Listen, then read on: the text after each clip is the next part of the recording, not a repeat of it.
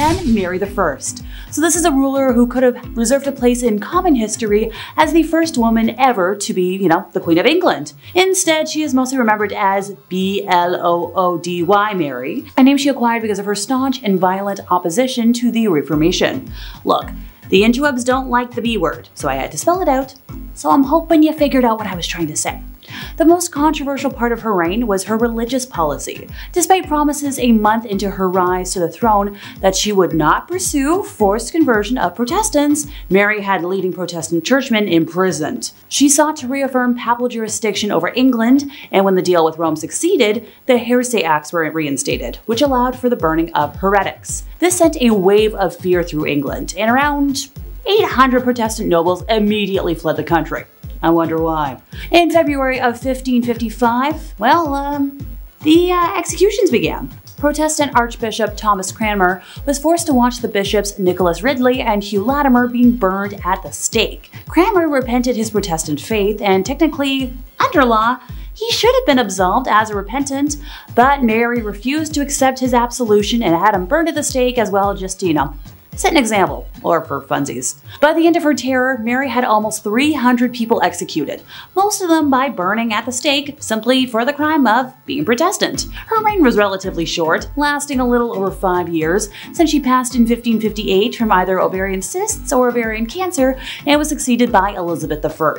Number 9, Wu Zetian. Look, I know it's in the title of today that I'd be talking about evil queens, but I support all women's wrongs. And rulers in other countries tend to have different titles to their equivalent of queens. So Wu was born to a relatively wealthy family and had extremely progressive parents, becoming well versed in a wide range of subjects including writing, music, literature, and perhaps most importantly, politics and governmental affairs. By the age of 14, Wu was summoned to the imperial palace to become a concubine of Emperor Taizong. After his passing, the newly anointed Emperor Li Zi, the youngest son of the late emperor, who became Emperor Gaozong, brought Wu to the imperial court to be his own concubine. I'm not going to unpack that. In 654, Wu bore a daughter, but shortly after the birth, it passed, with evidence showing strangulation. So Wu accused Empress Wang of the death, and Wang lost favor with the emperor. The most popular theory is that Wu actually did the act to her own daughter.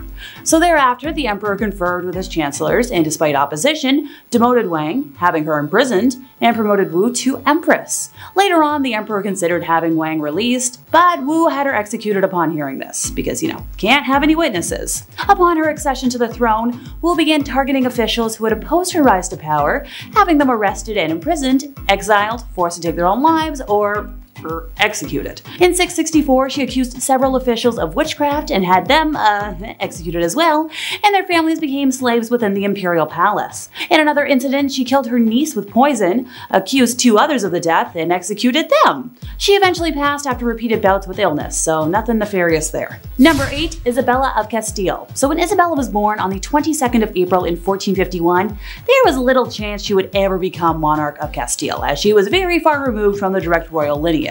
War, politics, and subterfuge intervened, however, and for many years, the Kingdom of Spain was in turmoil, suffering from civil wars and a lot of chaos. To quell one of the rebellions, the hand of Isabella was promised to the commoner, Pedro Duran Acuna Pacheco, but on his way to her, he suddenly fell ill and, passed. Now, this immensely fortuitous event for Isabella cemented her devotion to her faith, since she didn't exactly want to marry a commoner and prayed for divine intervention. Her marriage to Ferdinand, heir to the thrones of Castile and Aragon, cemented her future power. After the death of the King of Castile, the throne was given to Isabella.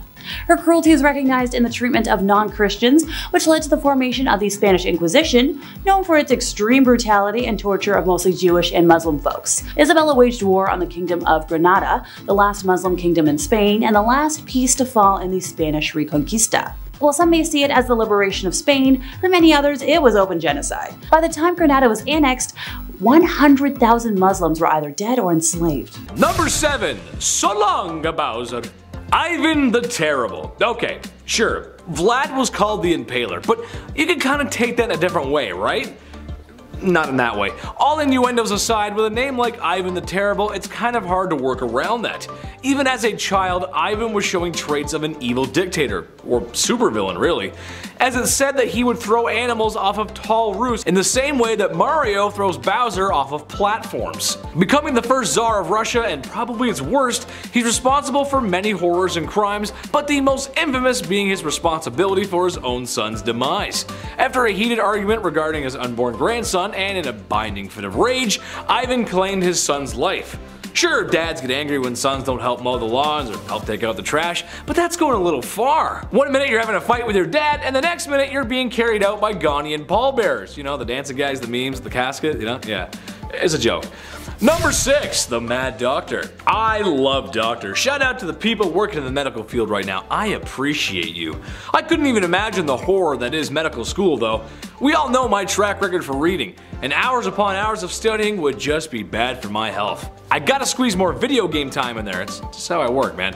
However, one doctor I would not want to cross is Dr. Henry Howard Holmes. He is most likely the inspiration for a lot of horror movies. A serial unaliver, said to have been performing surgeries on animals at a young age, which, again, doing some freaky deaky stuff to animals as a kid is like the red flag of red flags. It's like the only red flag. If that wasn't enough, he used to steal cadavers from the university he was studying at and doing all kinds of not nice things to them, naughty, bad. Having a clear obsession with medical practices and anatomy probably was helpful in disposing of his victims. And like something from Tales of the Crypt Keeper, that's exactly what he did. He constructed a large house, or building really, with trap doors, secret tunnels, and a lot of rooms. A basement where he could dispose of his victims. He would later then open this house of horrors up as a hotel where unknowing people would come to meet their doom. Yes, Tales of the Crypt Keeper. Come check in to the Hotel of Doom. Number 5. Bad Comrade. Stosif Jalin was the leader of the Soviet Union for probably too long. A man who worked his way up the political chain until General Secretary meant leader, which, if you look it up, it's kind of crazy. That itself is a crazy story. He's responsible for a great loss of life. It is estimated in the range of 40 million people. Ooh, yikes. Most spooky evil dudes usually go after an enemy, to someone they consider to not be part of them. He did do this, but a lot of his own people sadly met their ends from the Red Menace too. Organized and deliberate purges of people and famines to starve people. It's safe to say he is and was and always will be one of the worst humans to ever walk the face of the earth. To put it in perspective, Jalin's son was a soldier in World War II, and after being captured by German forces, the Germans thought they had one on the boss. Heck, this was a get out of jail free card, right? Well, when a prisoner trade was proposed by the Germans, Jalin laughed at only how an evil communist could, and denied the trade. His son would later perish in a POW camp shortly after. What a monster. You think you trade with me? Keep him, I don't want. Number 4. Fine white powder. Oh, to be in Miami in the mid-1980s. If I had one wish, it would be to spend a summer night in the neon-soaked beaches of Miami under strict laws enforced by a president who didn't know what was going on right underneath his nose. If you were around back then you probably got to experience something like that. Or at least in my fever dreams. I hope so. But as much as I'd like to be Tony Montana with all that sugar on his desk, I know it's bad for my health. Speaking of bad for your health, Pablo Escobar. I know, that's where I went with that. Probably the most ruthless criminal ever to live on planet Earth. Pablo was a poor man born in a poor country, but ended up being one of, if not the richest man on planet Earth. His lucrative distribution of adult sugar in the 80s made him very wealthy. It also made him very dangerous, as he was willing to do whatever to get his way. Extortion, bribing, bombing, just about anything you can think of. Oh yeah, he was one bad dude. He had so much money that he had to bury it all over Colombia. Every once in a while some of his buried treasure pops up. And as much as I want a quick million in US cash, I'll just put it back where it came from. Oh Dios mío, lo siento Pablo. Number 3. Al Capone. Another ruthless criminal, and honestly, Capone walked so gangsters like Pablo could run. Part of the ruthless Italian mafia that was the outfit, Capone worked his way through the ranks during 1920s Prohibition America, earning millions in his time where really just $100 could stretch a long way. Capone is noted for his violent behavior throughout his life and the many accidents accidents he caused directly or indirectly. Prohibition and the Depression were hard times for a lot of folks in America. However, the media and the people of Chicago at first always wanted to see what the lavish gangster was up to, as his criminal life became somewhat publicized. Most likely due to his wealth. The dude was rich. He eventually would get arrested and sent to Alcatraz, which was probably the worst prison in America, or the best Call of Duty Zombies map, depending on how you look at things. I look at things through a Call of Duty way, so Number 2, Gabriele Pareto. That might not be a name that you're familiar with, but it was the man who unalived Franz Ferdinand, which started World War I, which caused World War II, which caused the Cold War, which caused the collapse of Soviet Russia, and it's why you live in a post-war globalist world with markets developing rapidly in the cyber world. Except maybe the whole thing in Ukraine, watch out for that. Kinda crazy to think how all that could come from one wrong turn and a guy seizing an opportunity. But this also means he's kind of responsible, in a way, for all the bad stuff that happened in those times as well. So maybe don't seize the day? I'm not sure. Just don't be ruthless criminals, guys. Watch our videos instead. Although I could blame them for failing my math test in high school. Yeah, we'll go with that. Number 1, Mao Zedong. I'd like to come out here and tell you all about the chairman of China, but that simply is just too hot for TV, and if it's too hot for TV, it's too hot for YouTube. Basically, he was the dictator of communist China and is responsible for many lives lost. It's estimated to be somewhere in the range of 60 to 80 million people. Whoa! Dude was down bad, the definition of down bad, and although many were told to adore him, there's still a great many people who remember the terrible things he's done. From Beijing to Hong Kong, there's not a person around who doesn't know who he is.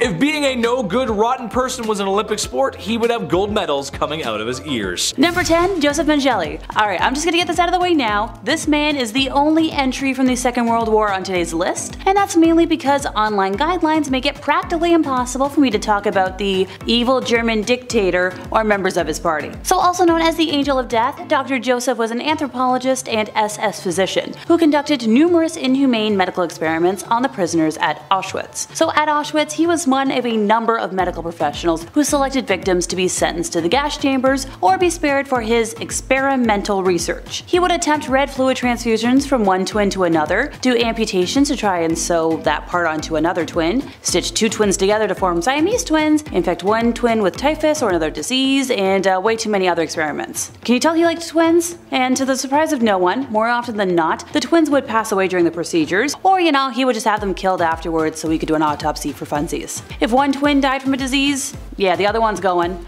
just to mark the differences between the sick and healthy subjects. The evil doctor was also very interested in heterochromia, where people have irises of different colors, and he would collect eyes and body parts of his victims and send it off for research. He would inject chemicals in victims' eyes to attempt to change their eye color. Now remember, this was before the age of colored contacts. He also experimented on pregnant women before sending them off to the gas chambers and caused incestuous pregnancies, always under the guise of research. Now he tried sex change operations, he tried removing organs, and operating on victims without anesthesia. Oh, and if that wasn't disgusting enough, he tried to prove that Jewish and Romani people were genetically inferior through his morbid experimentation. Throughout his time at Auschwitz, Joseph sent his colleagues in Germany red fluid, body parts, organs, skeletons, and even fetuses that have been taken from prisoners.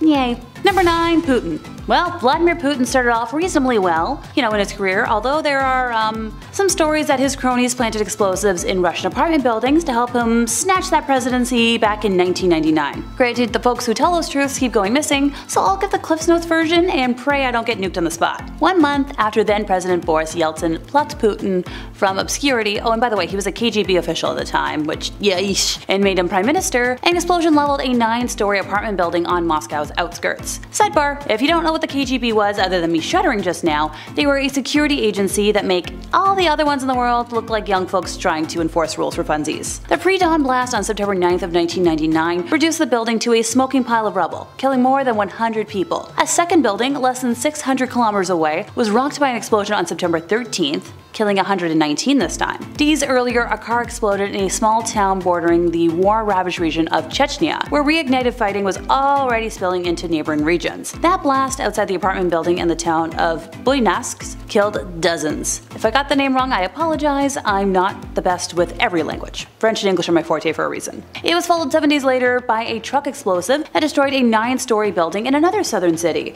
killing 17. On September 23rd, Putin asserted to the, everybody, that bad guys in Chechnya were to blame and ordered a massive air campaign within the North Caucasus region. When asked a day later about the campaign targeting what he called terrorists, Putin responded with the phrase that will forever be his catchphrase: "We will pursue them everywhere. We'll catch them in the toilet. We'll wipe them out in the outhouse." The statement became a Putin catchphrase and set the tone for the 20 years of rule that followed. The longer he's in power, the more evil he's become, leveling Grozny, attacking Georgia, grabbing the Crimea, carpet kabooming in Syria, imprisoning, poisoning, and assassinating opponents, and, muzzling the free press. When one would think, oh, it can't get worse. Yeah, he had another surprise. The unprovoked attack of Ukraine, which, an independent and peaceful nation, back in February of 2022. But thanks to the heroism of the Ukrainian people, it's not completely the walkover he expected. So fingers crossed he maybe gets voted out in the next election. Granted, it's a little tricky when people who oppose him have that weird coincidental habit of going missing. Number 8. Korean Kims. It's pretty difficult to distinguish between these two evil leaders, father and son, of the Democratic People's Republic of Korea. It's a country led by a dictator where the people have no say, and a monarchy with the father being succeeded by the son. Over time, there's actually been 3 Kims in that family. That suggests that being evil might just be like a generational thing, part of your genetics, kind of like having an oily nose is one of mine. Under Papa Kim Jong II, aka the Dear Leader, which is a bucket of irony I don't have time to unpack, millions of folks died because of food scarcity. Amnesty International condemned him for leaving millions of North Koreans in poverty and detaining hundreds of thousands of people in prison camps, where, a lot of them died. Now, baby-faced Kim Jong-un was not much of an improvement. Human rights are non-existent, and his true or imagined opponents, or people he just doesn't like, are killed with methods that are going to give me nightmares for the rest of the year. While the general population suffers, the Kims spend whatever money they have on the development of nuclear weapons, because, why not just make things worse? Number 7. Hathor. In association of Sekhmet, who was represented as a lion and goddess, Hathor was a virtuous cow goddess and was also the goddess of war and death, so she was also a brutal and bloody character. In ancient Egypt, there was a myth about Hathor's excessive blood hunt. Hathor, who was in the shape of a lion, as we know as Sekhmet, killed the world and licked them up. She killed without batting an eye and was addicted in ending lives. She indulged herself in it, and she was red all over, standing in the middle of a blood sea, drank hot blood which she was setting up in foam and couldn't stop. In this myth, Hathor is a terrifying female and homicidal goddess. In quotes, the withdrawal and deprival of love is manifested in her character, which is the negative behavior chosen by the classical woman or great goddess. Her mouth, acting as trespassing symbol of tearing and devouring, is specialized by the dangerous negative goddess. She kills all lives indiscriminately and drinks human blood ceaselessly, as her hunger and thirst can be solved only by killing an innumerable amount of humans. The character of this fiend-like goddess, such as being crazy about blood, addiction, and madness, is expressed vividly. Number 6. Nephthys. Like the goddess Nyx, mother of night, mother of sleep, mother of death, Nephthys was also known as the goddess of air and the goddess of death. Nephthys is a funerary Egyptian goddess and one of the first 5 primal gods. She is considered to be a dark goddess opposite to the light of her sister Isis, the goddess of healing and motherhood. Her name also means mistress of the temple enclosure or mistress of the house, and is depicted as a woman with a house on her head. She is known to be a friend of the dead as she guides and cares for them into the afterlife. However, she is also seen as a dark deity opposed to her sister, as she played a key part in the Osiris myth. She transformed herself into the form of her sister Isis to seduce Osiris, and that's how Anubis came to be, the god of death. Osiris was always nice to Nephthys, but because of many relations they both shared, but Nephthys betrayed him. After the evil deed, she felt really bad for being the reason her brother was killed. Isis came to Nephthys for help, as she was the goddess of incarnation and death. Nephthys helped Isis bring Osiris back. Nephthys was fairly scary and was feared most of the time, hence the title Goddess of Darkness. She did not spare anyone who did wrong by her, and she is known to take full revenge, not one to give second chances. As Nephthys was the goddess and the protector of the dead, she was very famous among many cults in ancient and later Egypt. She was painted near the mummies in the tombs in hopes that she would help the dead when they woke up. This practice was very widespread and was repeated by many pharaohs. Nephthys was a very important deity of the Egyptian mythological pantheon, and her legacy still lives on. Number 5. Amit. Unlike other gods featured in ancient Egyptian religion, Amit was not worshipped. Instead, Amit was feared and believed to be a demon rather than a deity. Due to her role as the devourer of the dead during the New Kingdom, deities and demons were differentiated by having a cult or center of worship. Demons in ancient Egyptian religion had supernatural powers and roles, but were ranked below the gods and did not have a place of worship. In this case of Amit, she was a guardian demon that was tied to a specific place such as the Duat. Their appearance was based on a hybrid of animal or human and was denoted so the dead could recognize them. Guardian demons that appeared as hybrid of animals were an amalgamation of traits meant to be feared and to differentiate them from deities associated with humanity. Instead of Khonsu, who was known as the god of the moon, who during the weighing of the hearts would burn them, he wouldn't be the one devouring the hearts of the dead. It was Amit was referred to as the devourer of the dead. Amit was present during the weighing of the hearts and usually near the scale waiting to learn the results. If the heart of the dead was impure, she would eat the hearts, leaving them soulless and trapped in the Duat. In some way, she was not necessarily evil, she's just doing her job. Although, she may seem like a good guy since she does eat bad people's hearts, but Amit was believed to be Anubis' equal, and she wanted to enter the real world to devour the souls of the living, so I guess it just depends on the day. Number 4. Marineth. Like pretty much all of our ancient lady pharaohs, Marineth was a shadowy figure. When the dynasty system was still pretty new and being a royal was a very bloody business, her name in itself is extra violent. It comes from Neith, a vicious huntress, one of Egypt's oldest goddess, and one of the fiercest. In the beginning, when they were still sorting out the Egyptian empire, the transition from a recently deceased pharaoh to a new one is a stressful time. And when the king of the dynasty 1 promised his family a place into the afterlife, Marineth, his daughter, could have been one of them, but instead Marineth got herself wondering, was she destined to die with her father or to become more powerful than ever? Marineth ends up marrying with her brother, of course, because this is ancient Egypt, and tries to have royal babies with who might be king one day. And as far as history knows it, being the mother of the king is a more important title that you could win. When her husband brother dies, she was lucky to have a son of that union, so her son is the chosen one, which means she gets to step in and take the seat and make it warm as regent until he's old enough to claim it. In such situations, she isn't a threat, she's there to help protect her son, after all, and thus keeping her lineage from being broken. Marineth milks that loophole for roughly 6 to 8 years, and her first rule was to pick the people chosen to sacrifice for her husband's funeral. She used this as an opportunity to eliminate people as she saw as threats. Young women and their young would be buried together, and she also uses the opportunity to leave her name all over the tomb as a PR move, highlighting her role as connection between the past and the present kings. And as it's carved into a fine building, then it must be true. This is something Egyptian lady pharaohs would start doing over and over again. Number 3. Taurus. Her story might be one of ambition and regicide, or one of women being manipulated by an evil puppet master, or it might be both. Her husband was the pharaoh Seti II. Seti II had another queen, but apparently she was too old, and so Taurus became the second wife. Seti became the pharaoh when he was very old because his father just refused to die, and only carried on until Seti was quite elderly when he finally became the pharaoh. Somehow she ends up being regent, essentially for the next king, who is a young boy named Septa, who has no relationship to her at all. A chancellor named Bey tries to puppet Taurus and use her as a royal female, but before Septa dies, just a few years later, from health issues due to inbreeding, he gets rid of the chancellor and Taurus is placed there as his regent. The question of whether or not she's killed the king herself or used the king as a puppet to get rid of Bey is still unknown, but either way, Taurus takes the reins of Egypt into her hands, and she names herself as not queen, but king. She declares herself pharaoh and starts putting her name as pharaohs on every monument, and because Egypt doesn't like removing pharaohs from power, they would just tolerate a lot of chaos from the current pharaoh until the next one comes. But with this belief and accusing Taurus of getting rid of the last pharaoh puts a lot of tension in the land. She then deals with a contender who challenges to overthrow her, and eventually she is overthrown, but any other record of her is suddenly gone. Taurus gets blamed by the end of the 19th dynasty, and they see her as a weak leader. They will still accept her as long as she's ruling aside Septa, but as soon as she begins to show ambition and names herself pharaoh, it's utterly intolerable. And remember back in number 9 when I talked about Tabu, the guy who wrote the literature to warn men about women? He also wrote a story called The Two Brothers, basing off of the reign of Taurus, which of course is a biased opinion from his point of view. Number 2. Hashasht. Egypt becomes a divided country, one at war with Hyksos, a Greek word for invaders from the area now called Palestine. And coming to the throne in 1478 BC, she is thought to be one of the most successful pharaohs. Hashasht of Dynasty 18 ruled to maintain the power of her younger nephew, only to have her legacy as female king.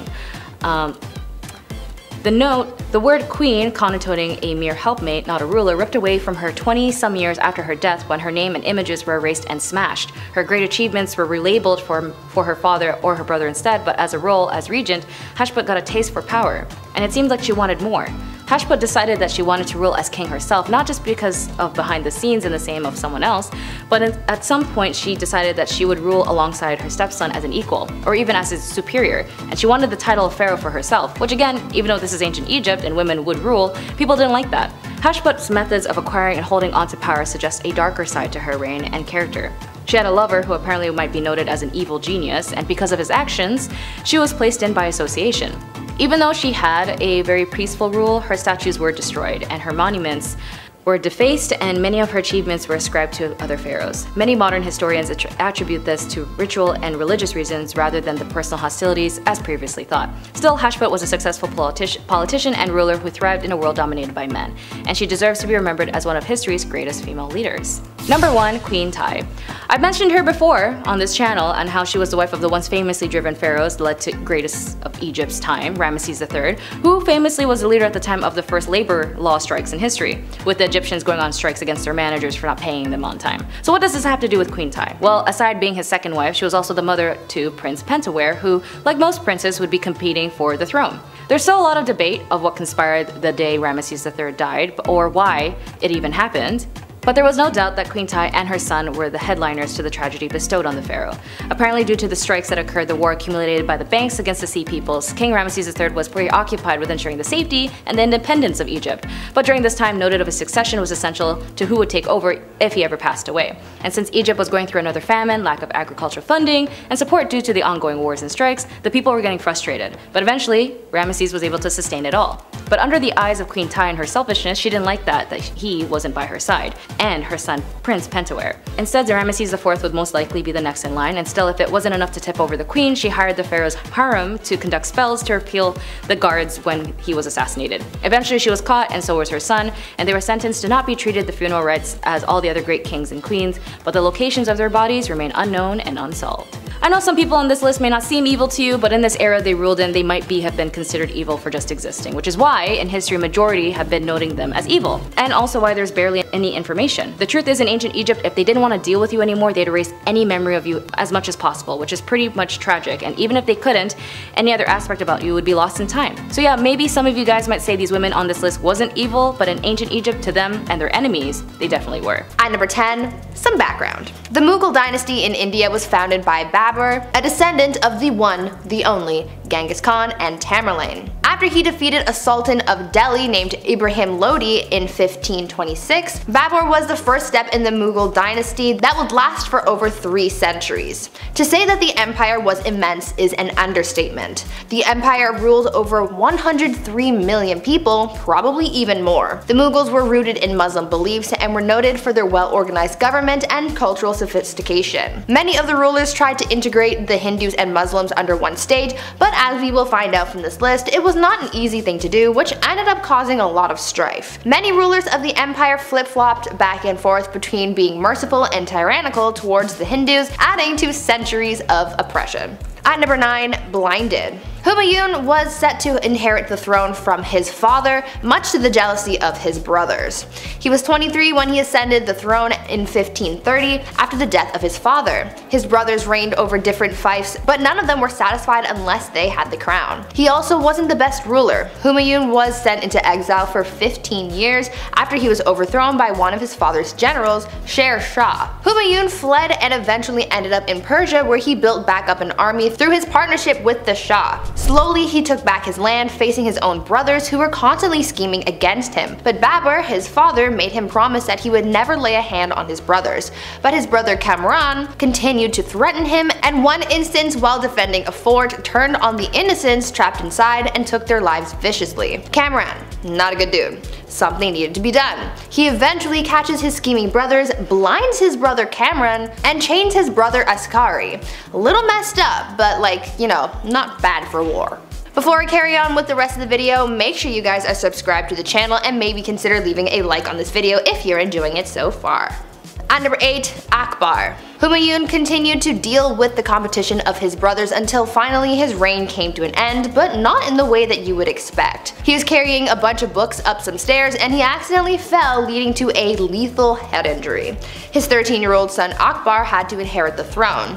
Akbar would later become known as the Great, but that doesn't mean that he didn't do some questionable things. Where his father failed to conquer, Akbar swept through. But just like his father, he encountered jealousy and dangerous ambition in the dark corners of his reign. In Delhi, an attempt to assassinate him was made, the bowman nearly missing him. Who was behind it? The slave of a nobleman who recently tried to start a rebellion. But the plot thickens. Akbar's foster brother's mother had further designs to establish power for herself through her son, Adam Khan. Khan actually ended up taking the life of Akbar's foster father, which led to Akbar throwing him down the stairs and therefore killing him. The mother died 40 days later due to grief. Grief over her son or the loss of power? Who knows? Number 7. Dr. Phil. First, it's very important to understand that Dr. Phil is not a real doctor anymore. While he does have a PhD in psychology and used to have a license, he is no longer a licensed psychologist and cannot legally practice in the state of California, where he lives and films his show. Now, emphasis on used to. Look, while I can't state with certainty why he is no longer licensed, if you go back to 1988, a decade before his first appearance on Oprah, a 19-year-old client of his alleged that he carried on an unprofessional sexual relationship with her, would touch her inappropriately, and intentionally kept her totally dependent on him. The Texas State Board of Examiners of Psychologists, try saying that 5 times fast, investigated the accusations, along with claims that Dr. Phil inappropriately provided this young lady with part-time temporary employment while still carrying on a therapeutic relationship. Their findings never referenced the accusations of sexual misconduct, but they did discover that the doctor sustained an improper dual relationship with the client by acting both as her therapist and her employer. The board issued him a letter of reprimand, assigned a psychologist to monitor his practice, and required him to take an ethics class and a complete psychological evaluation. Whatever the reason may be, Phil McGraw is no longer a licensed psychologist and he hasn't been for quite a while. He believes that his show's primary goal is to let people know that it's okay to treat problems and get help, and deliver understandable information about how to live one's life. Which, that's a cute soundbite and all. But Dr. Phil's show regularly exploits people with serious mental illnesses and disabilities for financial and entertainment purposes, if you can even call that entertainment. In one instance, Todd Herzog, a former winner of the hit reality TV show Survivor, appeared on the show in 2013 to discuss his drinking problem. However, he was so drunk that he had to be carried onto the set and lifted into a chair. Before you wonder why a supposedly trained psychologist is something so cruel as to put a man too drunk to walk on national TV, first consider the horrendously immoral and unethical actions that led to this situation. According to Herzog, he was set up. His dressing room came with a full bottle of, spicy juice. After drinking all of it, a staff member supposedly handed him a Xanax, which he took before he even went on stage. Which, all of this doesn't even scrape the surface of the accusations of misconduct and bad psychology that have followed Dr. Phil throughout his career. If I were to say all of those, I'd be here all day. Number 6. Osama bin Laden. Yeah, he doesn't really need an introduction. Remember 9/11? Yeah, he was the organizer and mastermind, sending himself and way too many innocents to their death. He became America's most wanted, and justice was, finally served on May 2nd of 2011 at 1 a.m. Thank you, Navy SEALs. They also found a huge stash of no-no tapes in his compound, because apparently the self-righteous threat persecuting women for being loose was not above sampling the strictly condemned fruits himself. Number 5. Caligula. Many Roman emperors can be described as self-centered, but this one's appetite for amusement, decadence, and scarlet elixir were on a whole other level. The emperor's short temper and even shorter attention span resulted in countless deaths of his subjects. Caligula killed people for just funsies. In one particularly vile situation, he even ordered his guards to put spectators in an arena to be eaten by wild animals because he was bored during an intermission. I just lose hours scrolling on TikTok and playing silly games on my phone when I get bored, which, isn't often. The emperor was indulgent and purposely wasted money, which led to starvation amongst his subjects. He openly slept with married women and sold his sisters to other men, which I guess seems kinda mild after having people killed to kill your own boredom, but simply put, he was scummy. Number 4. Jim Jones. As if I was gonna do a list of the worst men in history and not include a single cult leader. So back in the 1950s, Indiana native Jim Jones founded the People's Temple, a group that he claimed promoted socialism and equality with religious elements of Christianity. Now, fast forward to the 1970s, he moved his group to California and set them up in a commune-like settlement in Redwood Valley. After he established several locations throughout the state, including its main headquarters in San Francisco, the temple forged ties with many left-wing political figures and claimed to have 20,000 members, even though 3,000 to 5,000 is probably more likely. Jones eventually came to believe that nuclear war was imminent and moved his followers again to the South American country of Guyana, which he thought would be outside the potential danger zone. The group lived there for several years as the People's Temple Agricultural Project, but after former members started speaking out against the church, San Francisco Congressman Leo Ryan decided to travel to Jonestown to see what was going on. During his visit, a number of temple members expressed a desire to leave with him and accompanied Leo to the local airstrip at Port Ketuma. There they were intercepted by self-styled temple security guards who opened fire on the group, killing the congressman, 3 journalists, and one of the defectors, as well as injuring 9 others, including Ryan's aide, Jackie Spire. A few seconds of the incident were captured on video by NBC cameraman Bob Brown, one of the journalists that were sadly killed in the attack. That evening in Jonestown, Jones ordered his congregation to drink a concoction of cyanide-laced, grape-flavored Flavor-Aid. Oh, right, this is where the phrase drinking the Kool-Aid comes from, but it actually wasn't Kool-Aid, it was the off-brand stuff. All in all, 918 people died, including 276 minors. When members wept and showed signs of dissent, Jones counseled, "Stop the hysterics. This is not the way for people who are socialists or communists to die. No way for us to die, we must die with some dignity." On a tape, Jones can be heard saying, "Don't be afraid to die," adding that death is just stepping over into another plane and a friend. Jones directed that the youngest folks be killed first, and his wife Marceline apparently protested against this. So then she was forcibly restrained and then joined the other adults in poisoning herself. Some members resisted ending their lives and were injected with fatal doses of cyanide, as were those too young to drink the drink. And some folks thankfully did survive by fleeing through the jungle. Until 9/11, this was the largest loss of American civilian life in history, which sends a chill down my spine to think about. Number 3, Pol Pot. This vile leader of the Khmer Rouge regime was the architect of the Cambodian genocide and devastating policies that led to widespread famine and deaths from preventable diseases. The regime's xenophobic and racist views and policies led to the widespread killings of minorities all throughout Cambodia. The regime also imprisoned and destroyed those who opposed it. Prisoners were subjected to horrific medical experiments, which often resulted in agonizingly drawn-out deaths. Many prisoners, including those too young to consent, were executed in the infamous killing fields and buried in mass graves. To save bullets, they were killed with pickaxes or smashed against trees, which is so much worse. Now, Pol Pot and the regime ended the lives of between 1.5 to 2 million Cambodian citizens, a quarter of the country's population.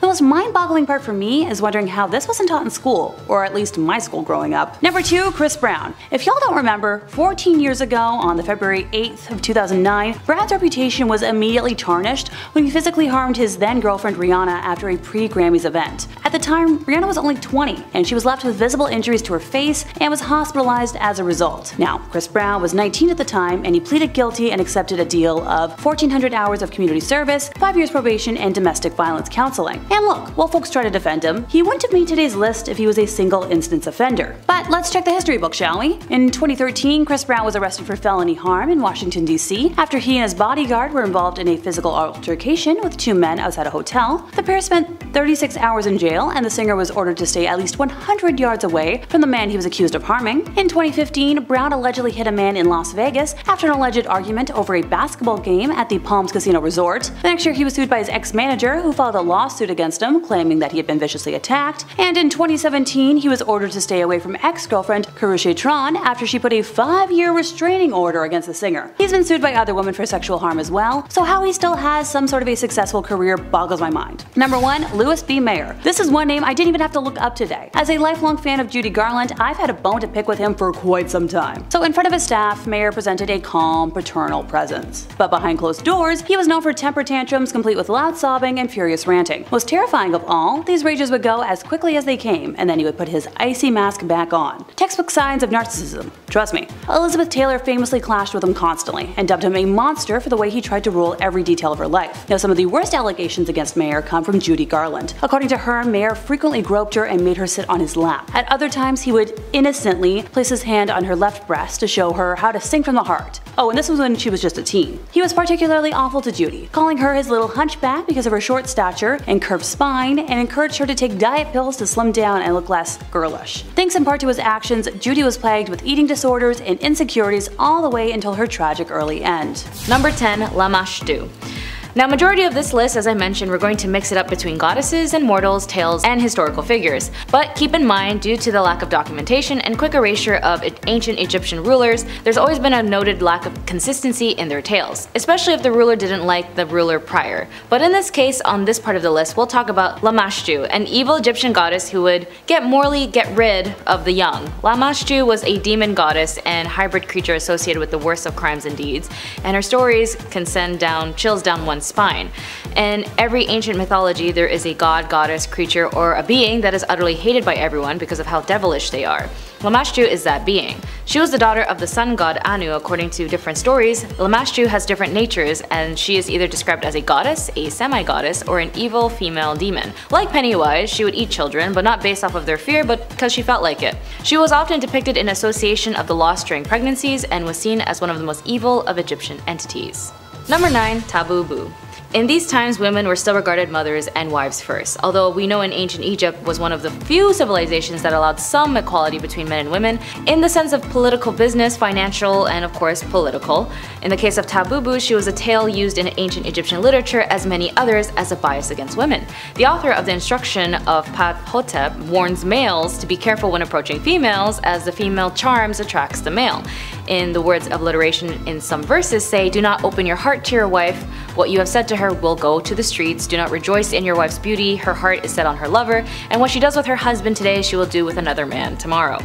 And so on. And in translation of modern lingo, basically this man was telling every other dude, like an aggressive dominated podcast, that this woman was for the streets. And Silk Sonic's "Smoking Out the Window" is now your love life anthem. The hostess Tabu with female charming is evil and greedy. The female figure embodies the tempting function of goddess of terror, who controls the desire with power of temptation to result in crime and destruction. Tabu was full of female charm, but she was also a fatal container. In this story, a man named Kamwaz was so impressed by Tabu's beauty that he lost his heart over her, and he knew she was an uptown girl as she was living in her white bread world. Trying to get involved with her formally, she invites him to her house instead, and captured by her beauty, she tells him if she wants to get with her tonight, he must draft a contract first, give all his possessions to her, and make sure that his young have no right to share his possessions with her in the future. Tabu also asks Kamwaz to get rid of his offspring in case they and Tabu might have a dispute on possession later. And he did. He threw his young out the window, and dogs and cats would eat them as him and Tabu would spend time alone together drinking wine. Number 8. Sekhmet. She is sometimes referred to in ancient Egyptian texts as she before whom evil trembles, the mistress of the dead, the mauler, or the lady of slaughter. Sekhmet was known to enjoy the taste of blood, and every year on the feast of Haor and Sekhmet, Egyptians commemorate the saving of mankind by drinking beer stained with pomegranate juice. Sekhmet represented Upper Egypt, while Bastet stood for Lower Egypt. Bastet was the tame, good goddess, while Sekhmet was the bloodthirsty, the chaotic, dangerous, and deity of war and love. With her violent and vicious reputation, it was only logical that she became associated with poor activities. In the Egyptian Book of the Dead, there are multiple mentions of Sekhmet as both a constructive and destructive force. If she wasn't happy, she would bring disease to mankind, bringing plague and pestilence, and outbreaks were considered a message or a warning from the goddess. The only thing that prevented her from ending humanity was getting drunk on beer, which had been dyed red as blood. Sekhmet was also later associated with Bastet, Hathor, and Mut. Although it's abundantly clear of Sekhmet's destructive qualities as most Egyptian gods and goddesses, she was also very ambiguous. She was capable of unimaginable cruelties, as she had enough power to destroy mankind. She also had a good side though. She was capable of spreading diseases, as she also had the antidote for them. Many ancient Egyptians prayed to Sekhmet to help cure or even ward off plagues before they could hit and cause any severe damage. At number 7, Jahangir. So this guy was super impatient to become the ruler and was getting tired of Daddy Akbar taking his time. So he revolted. Damn, this court honestly was just rife with rebellion. They never got tired of it. In 1599, while his father was otherwise engaged and away from the palace, Prince Salim led a revolt. During the revolt, he even skinned a man alive. Akbar was pissed about this and wrote to his son and said, quote, "I have never skinned a bird alive in my life, and you have treated a human being in this manner." Jahangir then went on to conspire against a close advisor of his father named Abul Fazl, whom Jahangir killed in a small battle.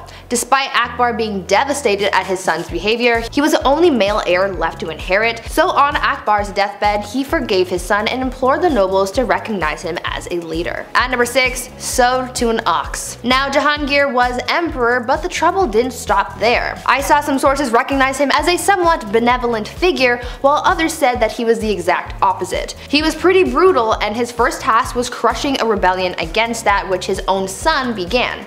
Apple, not far from the tree. He was traveling to Lahore when he came across two nobles who were sympathetic to his son's cause, so he decided to punish them in a very peculiar and violent way. He ordered that one be sewed to the skin of an ass and the other to an ox. Now that is messed up. When he got to Lahore to face the rebels, he crushed them and blinded his own son as punishment. A ruler couldn't have any impediment, so therefore his son could no longer pursue the role. Then he hung his son's followers outside of Taxali Gate. Yeah, so even within the confines of war, this guy had some pretty messed up ideas. At number 5, the horse and his boy. On the less violent end of the spectrum, Jahangir was actually a big fan of the arts, science, and worldly things. Unlike his father, who couldn't read and write, an interesting skill for a ruler not to have, Jahangir was all about it. He really wasn't interested in military, which was a task he left to his son. But he did inherit his father's wealth, and considering he wasn't working in the military, he had time to indulge his curiosity. In his memoirs, there are fantastic paintings of exotic animals. There's a painting of a zebra that has a very funny story behind it. The zebra was being taken as a gift to the Safavid Shah, and it was traveling through the port of the empire. Jahangir heard about it and had it brought to court first, and didn't believe that it was real. He thought that it was a painted horse, so he had people try and wash them off. Only when the paint didn't come off did he realize his mistake and ordered that the wondrous creature be painted. At number 4, Shah Jahan and the Taj Mahal. Okay, so this one isn't messed up for violence or anything, but it is the ultimate love story, and we just can't leave it off this list. There is one part that is messed up to me because, man, I don't even know, but we will get to that. If you've ever been to India, then one of the stops you made on your trips was probably to the Taj Mahal, a breathtaking mausoleum built by the Mughal Emperor Shah Jahan to commemorate the love of his life. Considering how big and intricate it is, you know that their love was bigger than any storybook. An Indian poet called the Taj Mahal a teardrop on the cheek of time, a testament to grief and power. Mumtaz Mahal was Shah Jahan's favorite wife, forsaking all of his other wives just to be with her. They went everywhere together, even on military missions. This is where, from my perspective, where things get crazy. This woman delivered 14 children for her husband. 14. Sadly, whilst giving birth to the last, she passed away, inspiring her king to build this massive structure. Both Shah Jahan and his love are buried beneath it. At number 3, brothers at odds. Shah Jahan's rule was considered the golden rule of the Mughal Empire, so how do you top that? Arun Zeb did not even bother trying, and he kinda sucked.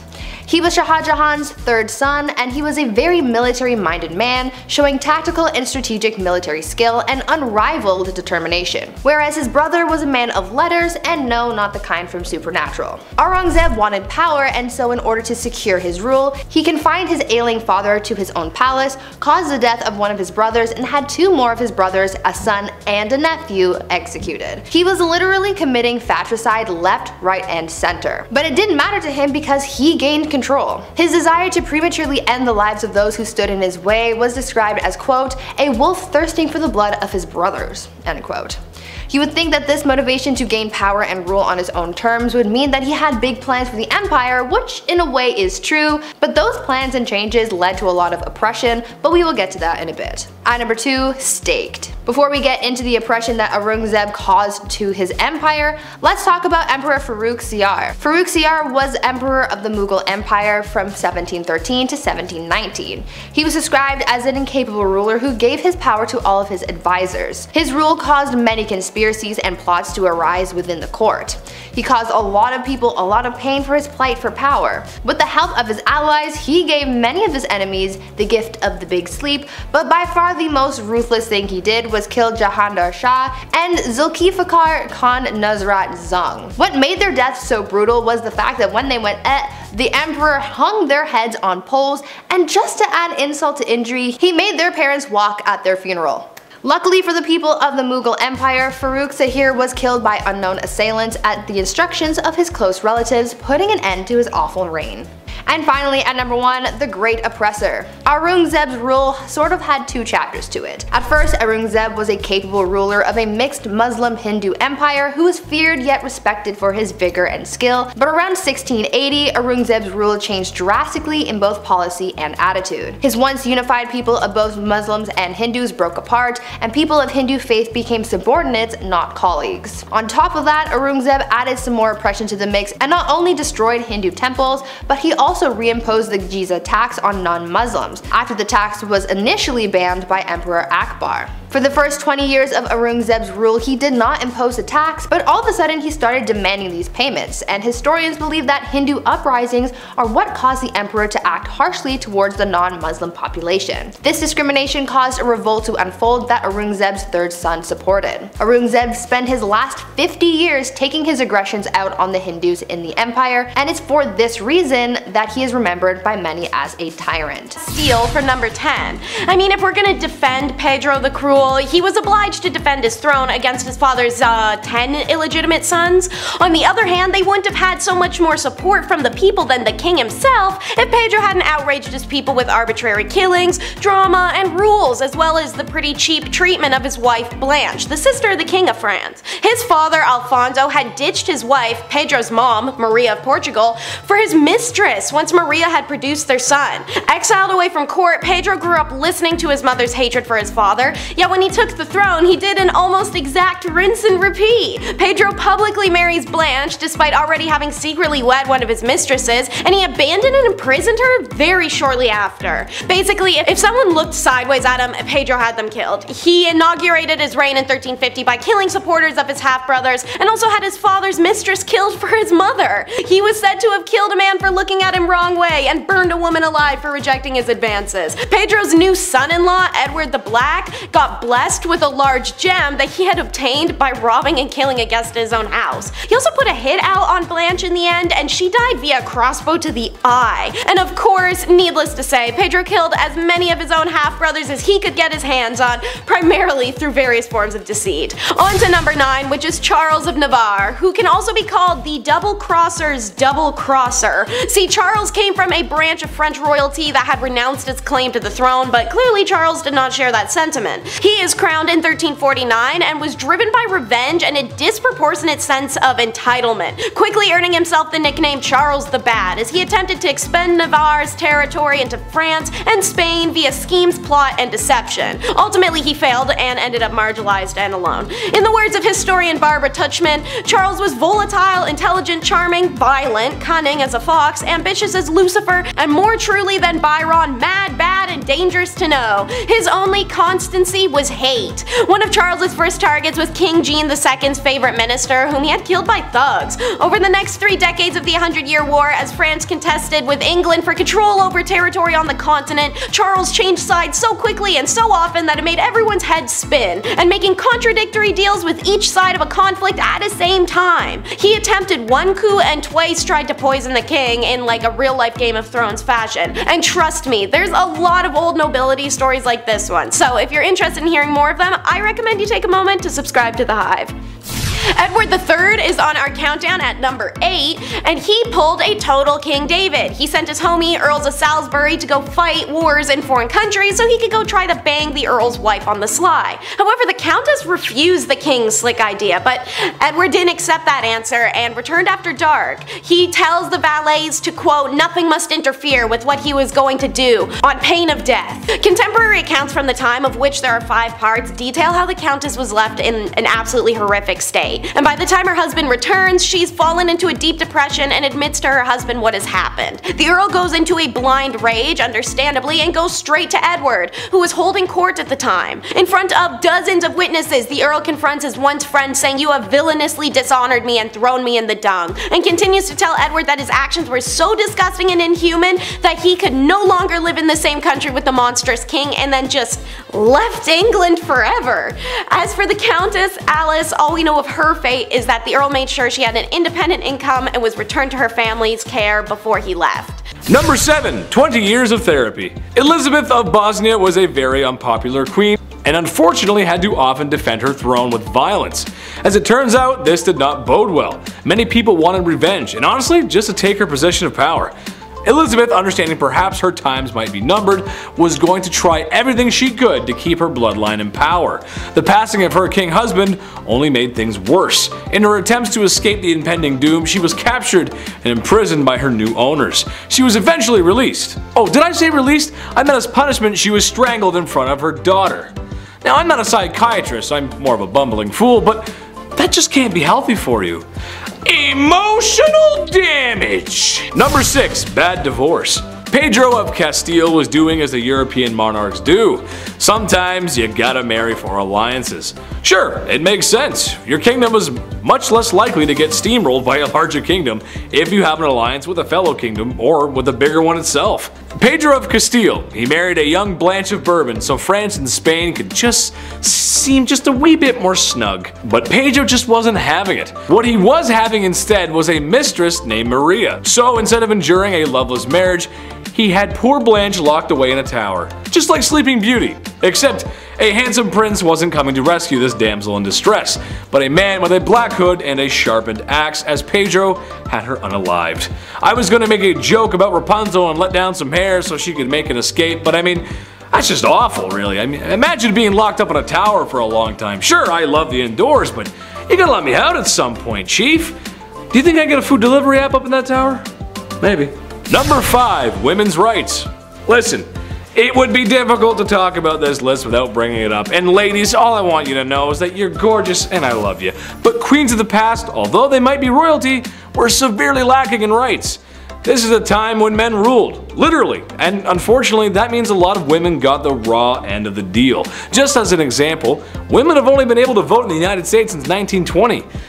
There was a lot of work that had to be done, which sounds like a long time, but it really isn't. Women of the past, and especially the medieval world, basically needed a man to walk through their life, whether they liked it or not. Can't own property, business, can't sign contracts, basically everything they need to do has to go through their husbands first. Sure, royals had it easier, but I'd argue if someone could just unalive you or lock you away in a tower without consequence, do you really have rights at all to begin with? I don't know, I don't think so, that's not right. We're gonna do better, we'll do better. Number 4. Herod the Not-So-Great. Herod the Great was the king of Judea in 37 BC. Herod the Great was also a monster. I know I've given Henry VIII grief for Anne Boleyn, but Buddy here, he just throws out wives like it's his business.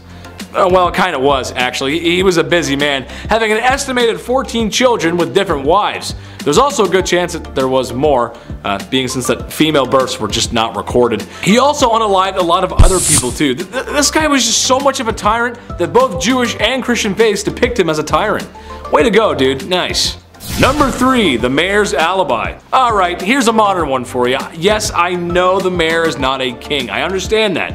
But they still hold a decent amount of power, and this happened in the 90s, which I hate to bring up because that was a really long time ago. Yeah, I know, right? I know, I remember that too. Mayor Barry Waite and his wife were just as comfy as peas and carrots when one day his wife was mysteriously unalived.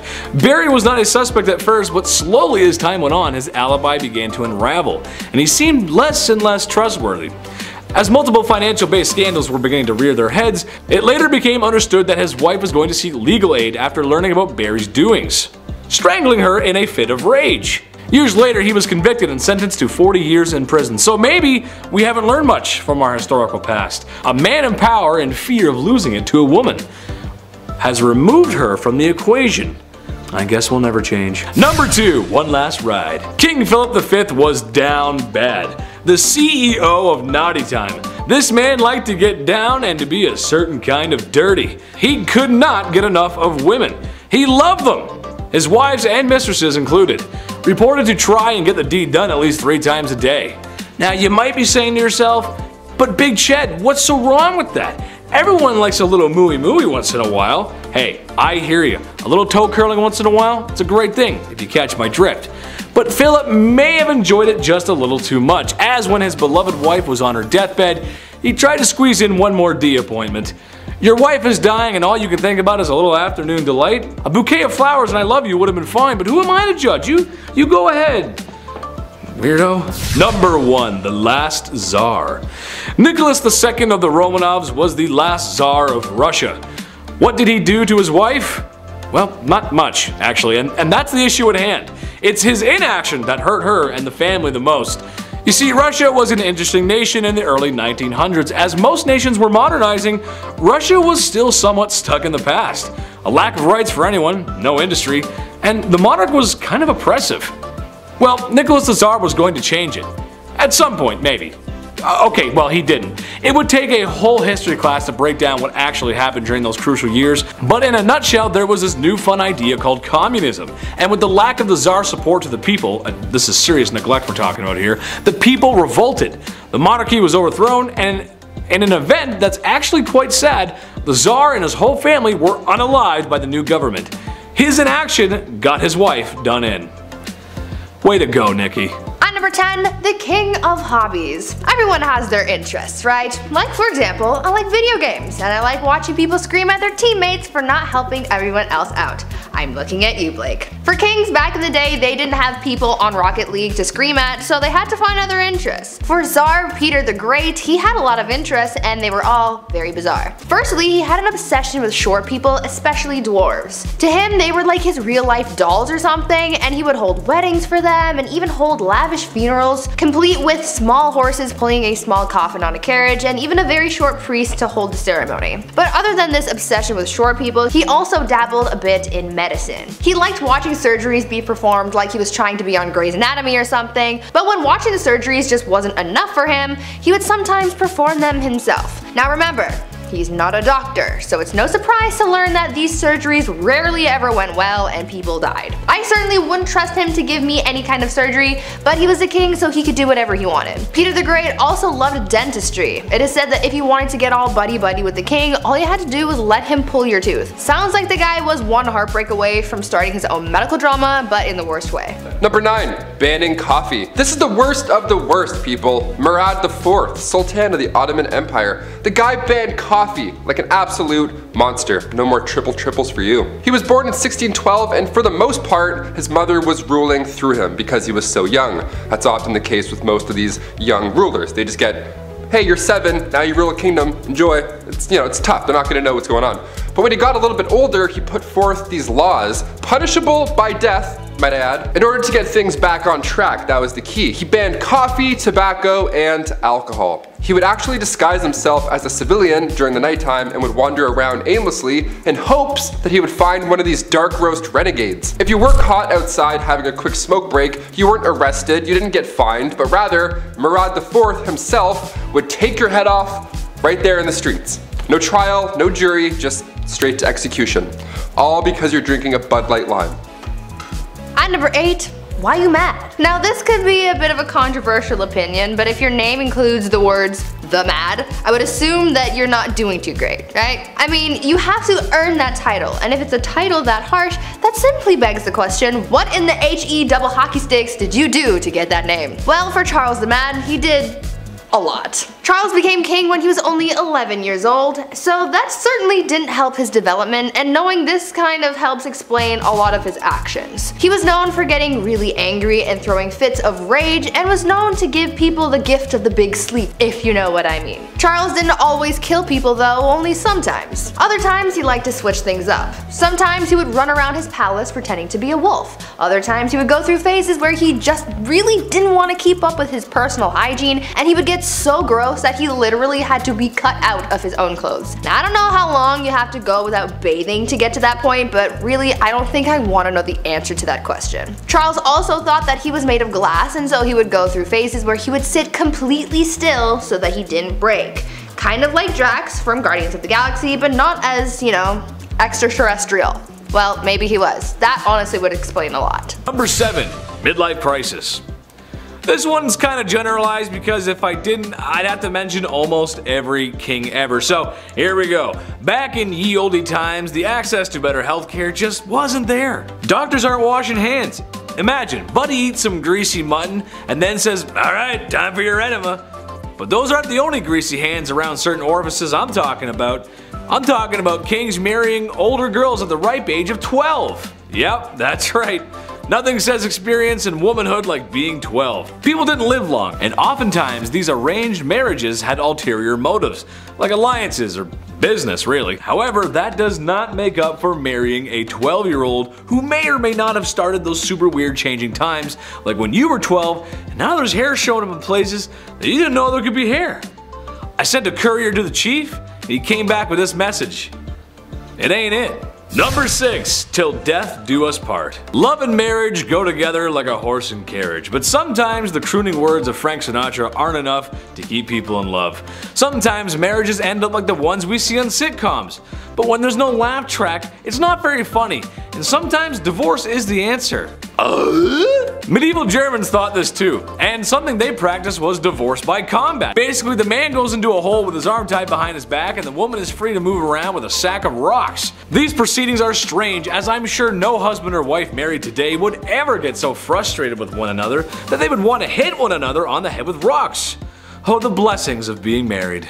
Number 5. Domestic disturbance. William the Conqueror was one down bad dude. The illegitimate ruler to the throne left a bad taste in some people's mouths, and was just as ruthless in silencing those rebellions that were always uprising against him as he was with the famous battles he was a part of, like the Battle of Hastings. But what I think he should be remembered by is the way he asked Matilda to marry him, or rather the extreme measures he took when she refused his advances because he was an illegitimate leader. William dragged Matilda by the hair out into the middle of the street and beat her until she agreed to marry him.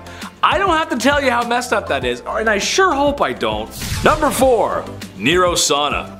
The Romans were kind of a big deal, especially if you're into history. Large city, culture, and some other structures are still around today. That's kinda cool. But while the city of Rome may have been the best city on earth at the time, Romans themselves could use a little work. Meet Emperor Nero, the vicious leader of Rome who became emperor through ill-gotten gains. However, in what may have been one of the first acts of flexing the male patriarchy, the divorce or forced separation of his wife Claudia Octavia comes to mind. It was a rocky marriage from the start. There was a general dislike from the very beginning, but when Nero remarried, as emperors did, he had Octavia banished to an island, where shortly after she would be suffocated in a hot vapor bath. Her demise was sad for most Romans. Oh yeah, and they tried to make it look like she did herself in. That's messed up, man. Number 3. Pedestal. I think in a healthy relationship, you ought to put your partner on a pedestal sometimes. Maybe your partner is drop dead gorgeous. A promising athlete. Really enjoys collecting stamps. You go, little rock star, collect those presidential stamps. However, Emperor Caligula of Rome had some other ideas. He would literally put his wife, who he claimed to love, up on a pedestal stark naked and let his friends in the military gawk and glare at her. He would also say to her that he could end her life whenever he wanted and put a knife against her for no reason. Weird flex, but okay. This guy was awful to everyone as he tormented and unalived so many people. Well, you sure wouldn't want to see his face everywhere, as he liked to do just that. Built statues of himself everywhere because after losing your family to his tyranny and looking at his wife, you need to know who's responsible for all this. That's messed up. Number 2. Duzong Duzong Duzong. That wouldn't really be a great fraternity name, would it? Well, the Emperor of Duzong of China would think differently, as when he was in charge, that's pretty much what the royal court looked like. Enough drinking to keep AA in meetings for 100 years, and enough ladies of the evening to... Well, I don't have a joke for this one, but there were a lot of them, trust me. Having massive parties like that and enjoying the company of other women is not how you respect your wife. To make matters worse, it seemed that too much partying may have been a bad thing, who would have thought? As what he made up for in a fun weekend he lacked in governing, as the Mongols were at his front door, or gate rather. Eventually his empire would burn to the ground. All thanks to alcohol, and many women who laid down for their lives, literally. Number 1. Side piece. Look, I enjoy the company of a woman just as much as the next king sits on his throne. But in my opinion, once you find a wife, it's time to settle down, relax, no more crazy parties like Duzong. This is another generalization, but every king did this. Every king in the past has had mistresses, as if that is a totally okay thing to do to your wife and oftentimes the queen of your kingdom. I'm a reasonable guy, so maybe I can see having your side piece waiting in the wings to be stage center, but it's never one, is it? It's always multiple. Ladies of the past, all I can say is make sure you give birth to a boy and watch your back. They're coming for you. Number 10. What's yours is mine. Maintaining a dynasty and trying to rule over a people is hard. Many people have done it in the past, but if you notice, there isn't that many kingdoms left. So, it's no surprise that in Egypt, one of the largest and most successful civilizations of the ancient world and of all time, had some political strife. Berenice III had lost her husband Ptolemy, and she was doing her best to maintain power. In some serious Alabama energy, Ptolemy XI was made king, a stepson and half-brother. The man wanted it all to himself, and can you blame him? I mean, look at the pyramids. Nice, I'd want him too. He promptly unalived his new queen because power moves. Some people didn't like this, and in some form of poetic justice, he was unalived by the people. What's the lesson in this one? Maybe that you can't trust your strange, closely knit inbred family members? I'm not sure, honestly, but it's just messed up. Number 9. Double Trouble. This one isn't exactly about a king removing a queen like his wife, but it is about kings ceasing the life of their queen, more specifically their mother. Clyricus and Oxythris were the sons of Amistris, a woman handed off in marriage by the mad lad Macedonian himself, Alexander the Great. Well, like a lot of ye olde history, there was some power struggles. A power vacuum had been created in the death of Dionysus. You'd think that wouldn't happen over and over again, but you'll find that a lot in history. The power struggle was solved, and eventually Amistris retired and remarried. Named a town after herself. Things were okay for Amistris. Things were good. But one day her sons came to visit and noticed the mom looked a little thirsty. So they drowned her in a river in a power grab that pretty much immediately backfired, as they too were unalived by the next guy in line. Pretty similar to the last story, but that's history, isn't it? Number 8. One too many. Sometimes when you're king, you're gonna have more than one wife that's 6 feet under. It's just how it goes sometimes. However, I believe there is no better example of this than Afzal Khan, whose actions were so egregious that I did a literal double take after learning about what this king had done. See, Afzal didn't just unalive one wife or a couple like history's favorite King Henry VIII. No, my busy bees. He is responsible for the termination of 63 wives, not wives. I'm not sure what kind of guy would make that kind of mistake. In fear of losing them to an invader who treated women slightly better, he had his soldiers give them a tall glass of drowning. Those who tried to escape were cut down without mercy. Yeah, I lived next door to the chief. He invited me in for a cup of tea. I sat down and he said, "That ain't it." You know something's messed up if I'm overusing that joke. You learned this story young. It's number 7, King John, aka the Magna Carta King, and one of the worst, if not the worst, king of England. John's offenses are almost too long to list. Even before he was king, the bugger was on some BS. When his older brother Richard the Lionheart was away on a crusade, John attempted to seize the throne by plotting with the King of France, Philip Augustus. Ironically, all those years later, when John is finally king, he starts his reign with the greatest dominion in Europe, England, large parts of Wales and Ireland, also Normandy, Brittany, Anjou, and Aquitaine. Yet within 5 years, he had lost almost all 3 continental territories to Philip Augustus. This loss of continental inheritance was an embarrassment, and John was determined to win it back. Unfortunately, he was not competent at warfare, and the attempts dragged on and drained the bank accounts. To quote MagnaCarta.com, to raise the massive armies and fleet this enterprise would require, he wrung unprecedented sums of money from England. Taxes were suddenly demanded on an almost annual basis, nobles were charged gargantuan sums to inherit their lands, and the lands of the church were seized, and the Jews were imprisoned and tormented until they agreed to pay extra. John's reign saw the greatest financial exploitation of England since the Norman Conquest. In May of 1215, 6 months after the French whipped his butt, the people of England rebelled and seized London. With the capital held against him, the king's forced to negotiate and obliged to make concessions. The Magna Carta is signed. Then he had it annulled, and then everyone rebelled again, and then John died, and the barons were still rebelling. The end. Next up is William the Conqueror, and he's number 6. Before we called him William the Conqueror, he was actually William the Bastard, like something out of a movie. His nobleman father Robert came across his tanner mother washing clothes by the river and falls head over heels for her. As a result, the royal heir was not technically royal heir material, but don't let Robert or William hear you say that. Between the two, anyone who ever made fun of William's mother was killed, and usually pretty brutally. An example is when the villagers of Alençon hung tanning hides in the trees to mock William's mother's status. William stormed the castle, captured 32 defenders, and had their hands and feet cut off. William, a duke far removed from royal lineage, didn't think too much about England until 1051, when the child childless king Edward the Confessor made a truly bizarre decision. He chose William to be his heir. Then, seconds from death, in 1066, he revoked it. William decided, no, I'm getting what I was promised. However, England was in a full-blown crisis of succession for years until William defeated Harold II at the battles of Hastings and became the new king of England. In wake of his victory, William ordered the harrying of the north. In order for the English population to understand its new state of affairs, he sent his men to the north to kill, unmask, and pillage stocks. This also made it easier to fulfill his promise of giving the land to his loyal followers. He then imposed new laws, raised taxes, and introduced harsh punishments against those who stepped out of line. The people of England were infuriated by William's new laws, and a series of revolts sprung up north of the country. In response, William and his armies attacked the northern villages, killing everyone in sight as well as the livestock and burning down barns. The lack of livestock led to starvation and disease for what rebels had survived, and the countryside started to reek of corpses. The total death toll, 10,000 people.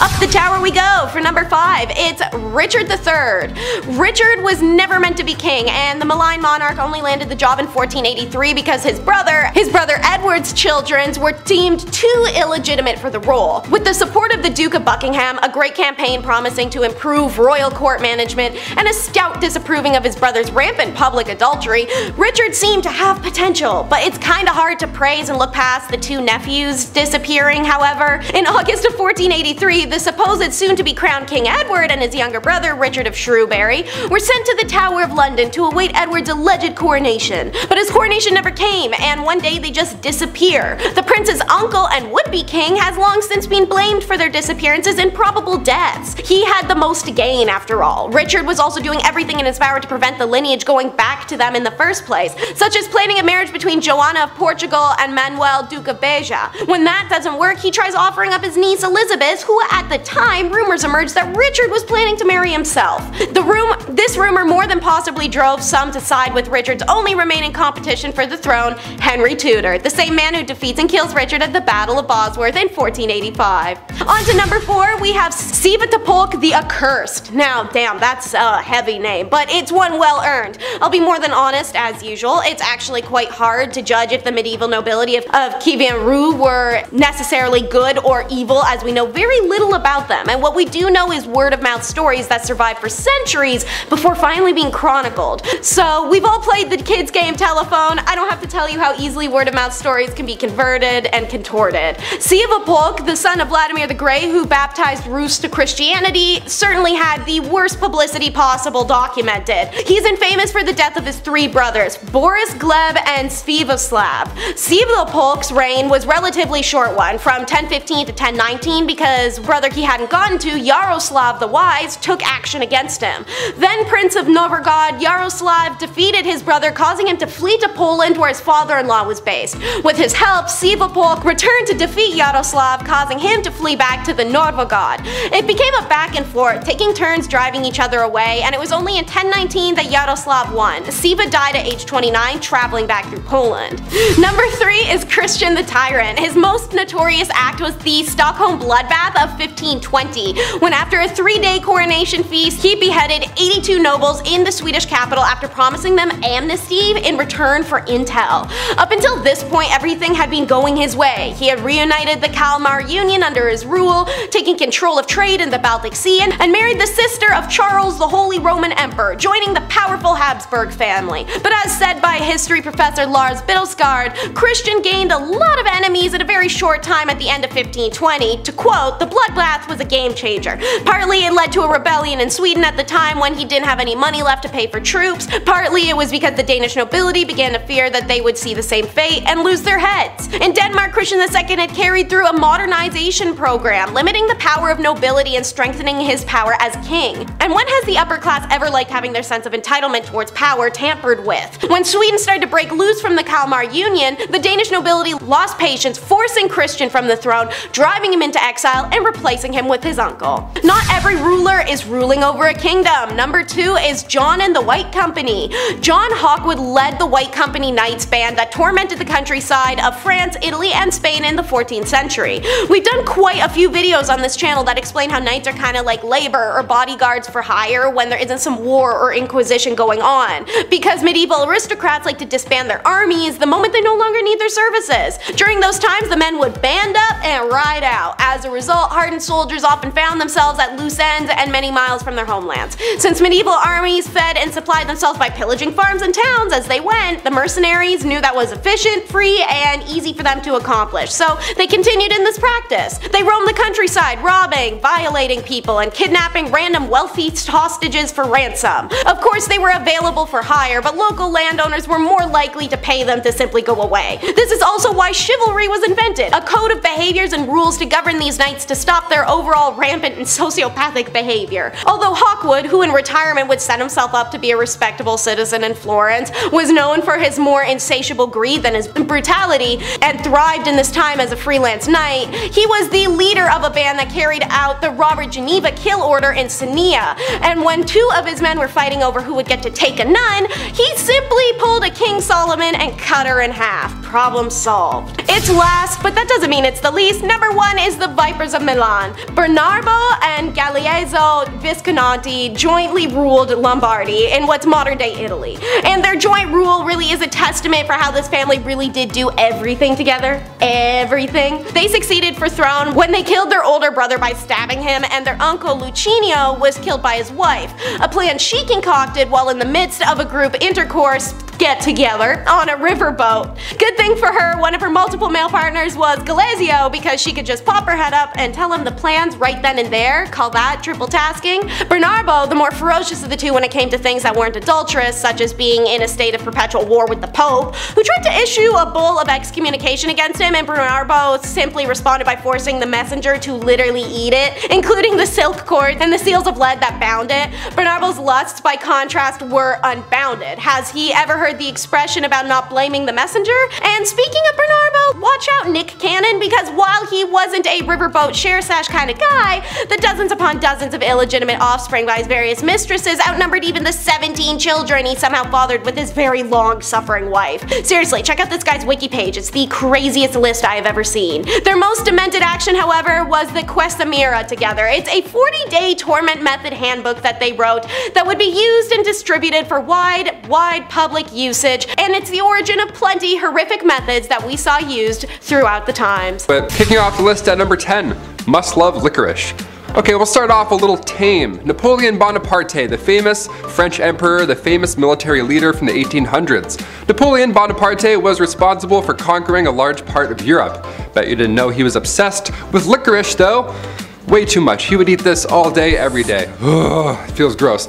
Look, as somebody who can't stand licorice, I already feel bad for Josephine. Licorice breath at any time of the day coming your way? No thank you. I'll hard pass. Napoleon carried licorice around with him at all times. This guy ate so much of it, his teeth became stained. They turned black.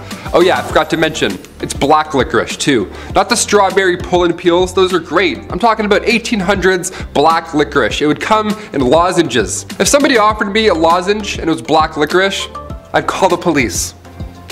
Smack it out of their hands. Number 9, George IV. When it was time for King George III to pass on the crown, of course, next in line, heir to the throne, is his eldest son, also named George. What if you became king in 1820? Would you be noble? Would you do monologues in the sunset as you enriched your homeland?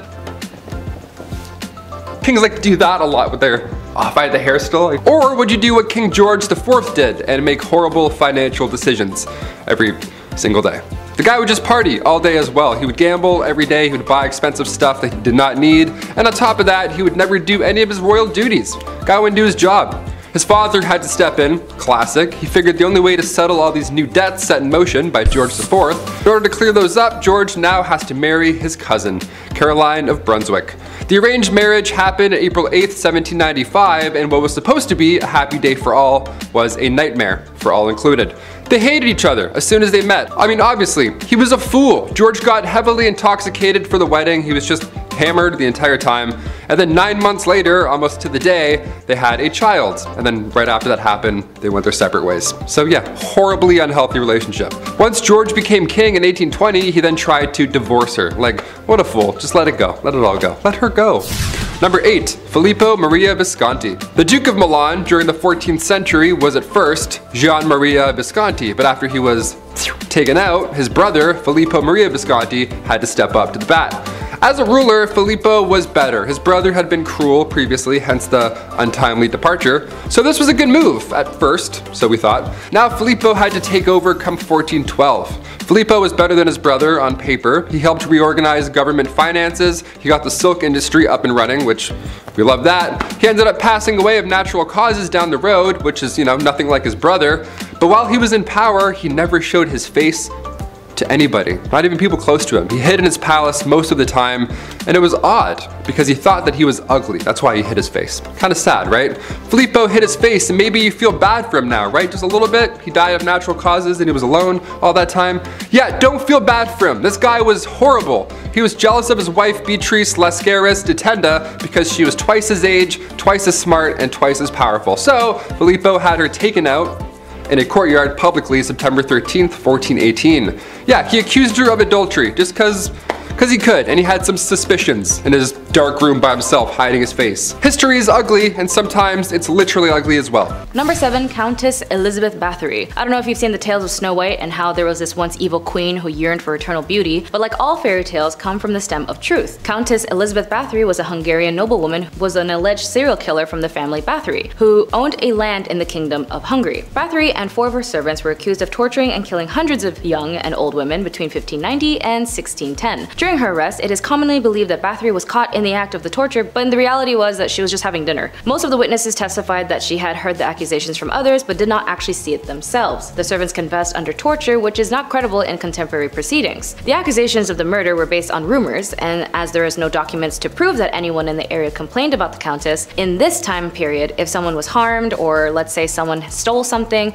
a letter would be written out as a complaint. Several authors have argued that Elizabeth Bathory was a victim of conspiracy. Similar, during the Salem witch trials, many people insisted that they saw the accused witches flying through the sky. Clearly neither thing happened and are possibly a form of mass delusion or self-interest lies. Historians are therefore extremely careful in how they treat eyewitness accounts of this sort, given the possibility for collective and self-reinforcing delusions. Number 6. Dorothea Helen Puente. Dorothea Helen Puente was an American convicted serial killer, and in the 1980s she ran a boarding house in Sacramento, California, and murdered various elderly and mentally disabled boarders before cashing their social security checks. She paid each of them monthly spendies, but then kept the remaining for what she claimed were expenses for the boarding house. Puente's boarding house was visited by several parole agents as a result of previous orders for her to stay away from the elderly people and not to handle government checks. Despite these frequent visits, she was never charged with anything. Neighbors began to grow suspicious of Puente when she stated that she adopted a homeless man named Chief to serve as a handyman. She had Chief dig the basement and remove soil and garbage from the property, and Chief then put in a newly concrete slab in the basement before he too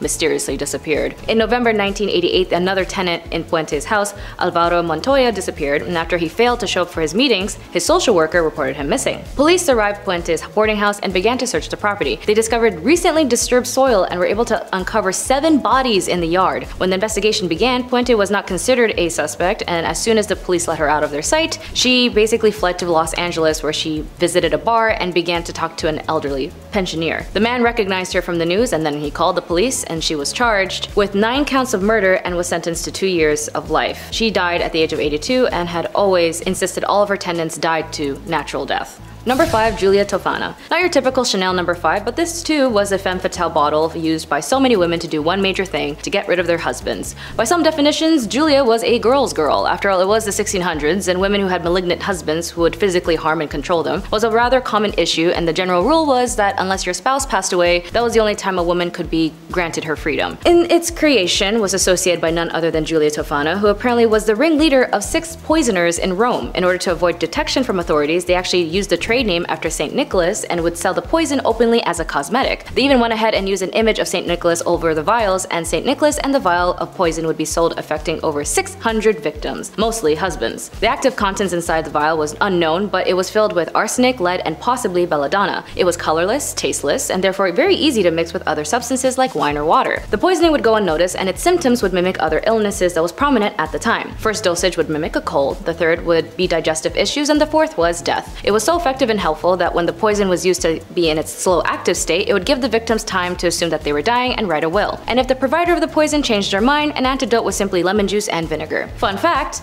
Mozart at one point was poisoned using aqua tofana, but apparently he himself started this rumor. And if you knew anything about Mozart, he was the Bugs Bunny level type of troll. Number 4, Bonnie Nettles. As cult leaders go, most women of cult leaders were subject to follow their male counterparts. As for Bonnie Nettles, she was the co-founder and co-leader with Marshall Applewhite of the Heaven's Gate New Religious Movement. Although she was registered as a nurse and was married to a businessman named Joseph Nettles, she actually lived a relatively normal life. However, according to the New York Times, she began attempting to contact deceased spirits by conducting regular seances and came to believe that the 19th century monk named Brother Francis frequently spoke with her and gave her instructions. She also visited multiple fortune tellers who told her that she would soon meet a mysterious man who was tall with light hair and fair complexion, descriptions that were very close to Marshall Applewhite's appearance. It was unclear how they met, but after Nettles did an astrological reading for Applewhite, they had an instant spiritual connection. Nettles and Applewhite established Heaven's Gate together as equals, with Nettles running the group and Applewhite speaking for her. Nettles claimed to have communicated with aliens about the next level and told Applewhite to tell their followers. When Nettles died from cancer, the mass followers of Heaven's Gates would then follow through by cultivating to take their own lives in 1997.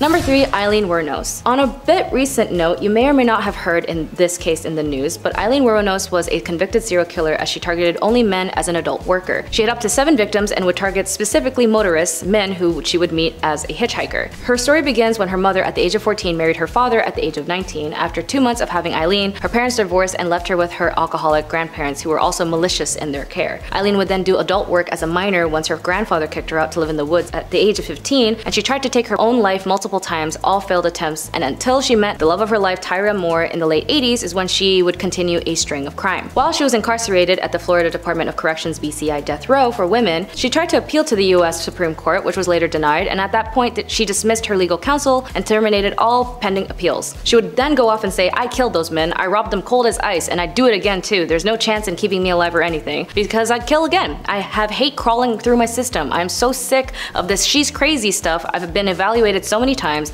I'm competent, sane, and I'm trying to tell the truth. I'm one who seriously hates human life and would kill again." After extreme mistreatments she suffered while imprisoned and the inhumane management given to her by her officers, in her final interview she turned to the interviewer and said, and also paraphrasing due to censorship, "You sabotaged me, society, and the cops and the system. An attacked woman got executed and was used for books and movies and so on." Her final on-camera words were, "Thanks a lot, society, for railroading my ass." She was later executed by lethal injection. Number 2, Pearl Fernandez. Again, although this case is one of a very recent event, it still marks as a notable case in the issues that lie in the legal forms, and the protections of minors, and the lack of involvement of CPS. Pearl Fernandez, you may or may not know, was the mother of Gabriel Fernandez, who passed away in Pearl and her boyfriend Usaro's custody. According to The Atlantic, Pearl Fernandez and her boyfriend shot Gabriel with a BB gun, tortured him with pepper spray, beat him with a baseball bat, and forced him to eat cat feces. All injuries pointed to severe psychological and emotional distress endured over a long period of time. It was not one-time event that led to Gabriel's death, it was months of torture. A judge rejected her remorse, stating that Pearl's actions were horrendous and inhumane and nothing short of evil. At her trial, jurors heard how Gabriel was tortured and abused by his mother and her boyfriend after being placed in their care 8 months before his death. Pearl is now serving time at the Central California Women's Facility after being sentenced to life without the possibility of parole. Number 1, Jolly Jane. Well, she definitely was jolly when she committed these crimes. Jane Toppin, nicknamed Jolly Jane, was an American serial killer who was known to have committed 12 murders in Massachusetts between 1895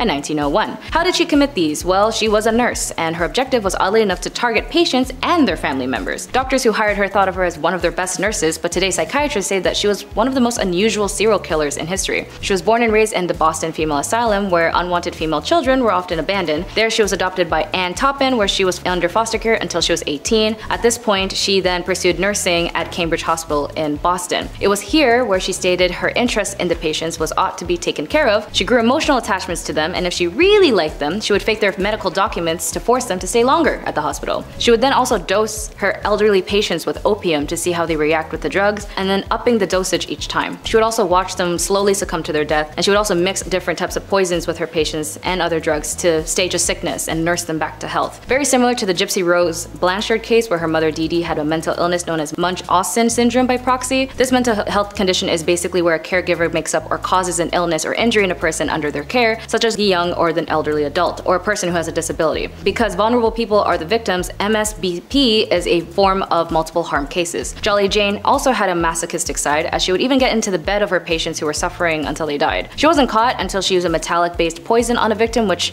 finally sparked an investigation in a court in 1902. Japan was found guilty, and then she told her attorney that she actually killed more than 100 people and even got in beds with more of her victims. She was sentenced to stay at an asylum, stayed there until her death. It might be too clever to talk about Lizzie Borden as a pun, but I'll ask you guys about that later. Sorry. Anyways, Lizzie Borden was an American woman who was tried and then later acquitted for the axe murderers of her father and stepmother in Massachusetts. Lizzie was very religious and would go to church and do church activities, teaching Sunday school, etc., etc. 3 years later, after her mother passed away, her father remarried to Abby Gray. Lizzie didn't like Abby that much because she suspected Abby's goal was her father's money, and as tensions grew, even more when Andrew would gift real estate to his new family's wife and their stepmother received a house. The night before the murder, their uncle visited their father to discuss property transfer, which placed more tension. After the crime was committed, the police turned their attention to Lizzie as she gave conflicting testimonies within the day, and after many strange occurrences like her cleaning her dress and burning it up saying it was covered in paint, the town's suspicion of her drugging her father to sleep in order to whack him with an axe, overall the evidence was unclear and caused many controversial issues. However, the trial was later pushed away when another axe murderer similar to her father and her stepmom's case occurred 5 days prior. Still, the reputation of Lizzie and her sister's involvement was tarnished, and the suspecting evidence and accounts of that day remains unsolved. Number 9. Elsa Koch. Elsa Koch was a German war criminal who committed atrocities while her husband, Karl Otto Koch, was commanded at the Buchenwald in World War II. Because of the egregiousness of her alleged allegations, and her actions included that she had selected tattooed prisoners for death in order to fashionably create lampshades and other items from their skin. These are fake, by the way, they're not real. Her 1947 US Military Commission Court trial at Dachau received worldwide media attention, as did the testimony of survivors who ascribed her sadistic and perverse acts of violence to Koch, giving rise to her image as her concentration camp murderesses. However, authoritative testimony from numerous witnesses at her post-war trials firmly established that she had made extensive use of slave labor at the camp, had assaulted inmates on several occasions, and had reported inmates to the camp SS for beatings. Beatings that resulted in death on at least one occasion. While imprisoned, she experienced delusions and had become convinced that the concentration camp survivors would abuse her in the cell. She then ended up taking her own life in jail while serving time. Number 8. Belle Gunness. With an estimated 48 deaths at her hand, Belle Gunness poisoned, bludgeoned, and decapitated her victims, all so that she could collect and line her pockets with savings and insurance policies. This lonely hearts killer was known as Lady Bluebeard, amongst other names, luring her victims with newspaper advertisements. Gunness then began meeting wealthy men through a lovelorn column. Her suitors were her next victims, each of whom brought cash to her farm and then disappeared forever, including John Moo, Henry Galthart, Olaf, Oli B, Andrew, just to name a few. One of the victims' brothers came suspicious, and Gunness's luck seems to be running out. Her farmhouse burnt to the ground, and the smoldering ruins workmen discovered 4 skeletons. 3 were identified as her foster young. However, the 4th, believed to be Gunness, was unexpectedly missing as its skull. After the fire, her victims were unearthed from their shallow graves around the farm. All told, the remains of more than 40 men and minors were exhumed. However, Belle managed to skip out of town before being officially convicted and was never tracked down. Her death has never been confirmed. Number 7. George I. King George I, couple of Georges on this list, okay? Long before his British ruling days, George was in Germany. He was actually the elector there, and he'd been married before around 1682. Originally, he married Sophia Dorothea of Seal, but the entire time they were married, it was horrible. George would straight up bring other women home because he just felt like he could. Like he literally argued that he could, given his role. He's like, oh, I could have these women and we could do all this in front of you. Of course, I'm this person of this. Like, no, you're a fool. You're a jerk, really. He would have numerous mistresses and he would purposely flaunt them. So Sophia thought, okay, if you can have numerous side hustles going on, I'll move on myself. So she began seeing a Swedish count. Okay. She began seeing Philip Christoph von Königsmark. Now when George inevitably found out, he was violent at this point. He was upset, he divorced Sophia and then imprisoned her. Yeah, when he became king of Britain later on in 1714, she didn't come with him. Yeah, it's not just horrible with Sophia either. The Duke had also been taken out, sadly. His love for Sophia ended up getting him killed. What a mess. All these Georges are so messy, the worst. If your name's George, don't be a mess. Just be nice. Hit that thumbs up if you're a George. Change the game. Change the stats up. Number 6. Heir to the throne. Okay, I kicked out this list roasting Napoleon and his licorice choices, but of course, he's done much worse things than have bad breath and stained teeth. Napoleon's marriage to Josephine was first fueled by love and friendship, but things quickly changed. Marie-Josephine Rosé Tacher de la Pagerie was born in 1763. She had 2 children with her first husband, but that marriage was also not a happy time. They separated, and Josephine met Napoleon in 1795. Napoleon at this point was married at the time, and they had an affair, and they were deeply in love, like actually in love, and Napoleon proposed to Josephine in 1796, and they married later that year. 2 days after their wedding, Napoleon led the French army in Italy, and while he was gone, both of them ended up having affairs. So many affairs in this. Like, does love even exist? What the hell? 1804, Napoleon crowned himself and then crowned Josephine, proclaiming her empress. A few years passed, and after finding out Josephine couldn't bear any more children, Napoleon made a list of possible and eligible princesses. Just a list, and just left it out. Like, how awful is that? In November 1809, Josephine agreed to the divorce, and come 1821, Napoleon Bonaparte's final word on his deathbed was Josephine. Yeah, a little darker than licorice, just a tad. Number 5. King Henry VIII. The second wife of King Henry VIII. She was found guilty of treason, and she had been charged with having relationships with 5 others, including Lord Rochford, aka her brother, George Boleyn. She had also apparently had relations with Sir Henry Norris, the king's close friend, and when I say close, I mean they were really close. He was the groom of the stool. So they were close, and on top of this, Anne was also found guilty of conspiring to kill her husband. I wonder why. This list will explain a few reasons. Now, it's since been proven that these crimes were a bunch of rubbish. Anne wasn't present when these events even went down. She was still recovering from the birth of her daughter, future Elizabeth I, so there's no way she was fooling around with the groom of the stool in October 1533, Your Honor. All 5 guys involved were executed on Tower Hill May 1536, and then 2 days later, Anne joked about her own little neck before being taken out with the sword herself. Yeah, all dark. There wasn't even a coffin for her burial. Somebody had to get an old elm chest from the Tower Armory. How horrible is that? Number 4, a bit better. Another one of King Henry VIII's wives, Anne of Cleves. Where do we even begin here? This one is, honestly, this one's pretty sad, man. Anne was right in the middle of Henry's wives. She was married to King Henry for 6 months, and it was seen as quite strategic in a way. Henry's chief minister convinced him to marry one of the sisters of Germany's Duke of Cleves, either Anne or Amelia. So in order to decide, King Henry requested that Hans Holbein travel to Cleves to paint a portrait of each sister, and then come back and compare them. This is like the birth of Tinder. I'm not even joking, this is how he did it. This man compared portraits and then chose Anne because every man praiseth her beauty. Yeah, compared her to the silver moon. Yeah, try that on a dating site, write that in. I praiseth thou beauty, madam, to a silver dollar. A silver sea sand dollar shining in the moon. What? I don't know, just click it. Click send, see what happens. Then a treaty was signed. A few weeks later, Anne arrived to England, and Henry was beyond upset because she looked nothing like the portrait, apparently. How horrible is that? You look nothing like this Victorian painting. How dare you? It's 6 a.m. and you've been riding a horse for 4 weeks and you don't look like this Victorian painting? Shame. He tried to stop the wedding, but it was too late at that point, so they had to follow through. And on January 6, 1540, their marriage was official. You can't unswipe this marriage, rich boy. And later accepted the divorce gladly, and then lived as the king's sister peacefully until her death in 1557. Number 3, Christian VII. Christian, there's an ironic name for what I'm about to tell you. The prince that couldn't keep his hands out of his pants. I don't know how else to say it. Here we go. Christian VII of Denmark. He was a young lad. He was spoiled. He was a little comfortable with his body, maybe too comfortable, and he would often just have his hands in his pants hanging out. He was like one of those, rich king. He was kind of like Joffrey from Game of Thrones. He would just have just sit back and like suck on candy and stuff and just, fool around. I don't know, it's gross. Middle of dinner, this guy would pass around food to his family with those gross hands. He would alternate hands and pants to handing out food. What a little twerp. Now, it's unknown, but historians believe maybe, just maybe, he was a tad mad. Who's to tell? Either way, don't touch the rye bread, Christian. Thanks. Go wash your hands. Twice. Number 2, King Henry VIII. Again.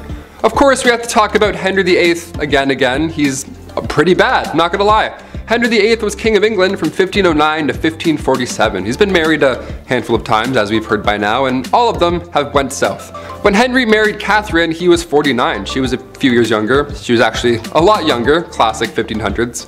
way too young. And when they got married, Henry was not the same as he was when they had met. He had received a nasty jousting wound, so now he was gravely overweight. He didn't do anything, he just laid around all day and complained. So Catherine, of course, just wanted some, shred of a life, and being again quite young, too young, she decided to look for love. Well, God forbid you try and have a life in the 1500s, because then the young queen was accused of having an affair and was publicly and horribly taken out in the courtyard. And finally, coming in at number 1, Henry II. The relationship between Henry II of England and Eleanor of Aquitaine is pretty memorable. It's memorable in all the wrong ways, of course. When they first met, things were good, dare I say, with both of them. They were both young, and he was going to be king. He was young, king, guy, young man who's going to be king. And Eleanor, she was married, but once she got an annulment, their love was good. Their love was good and young and ready to be young king stuff. After the annulment in 1152, Henry and Eleanor tied the knot officially a couple weeks after.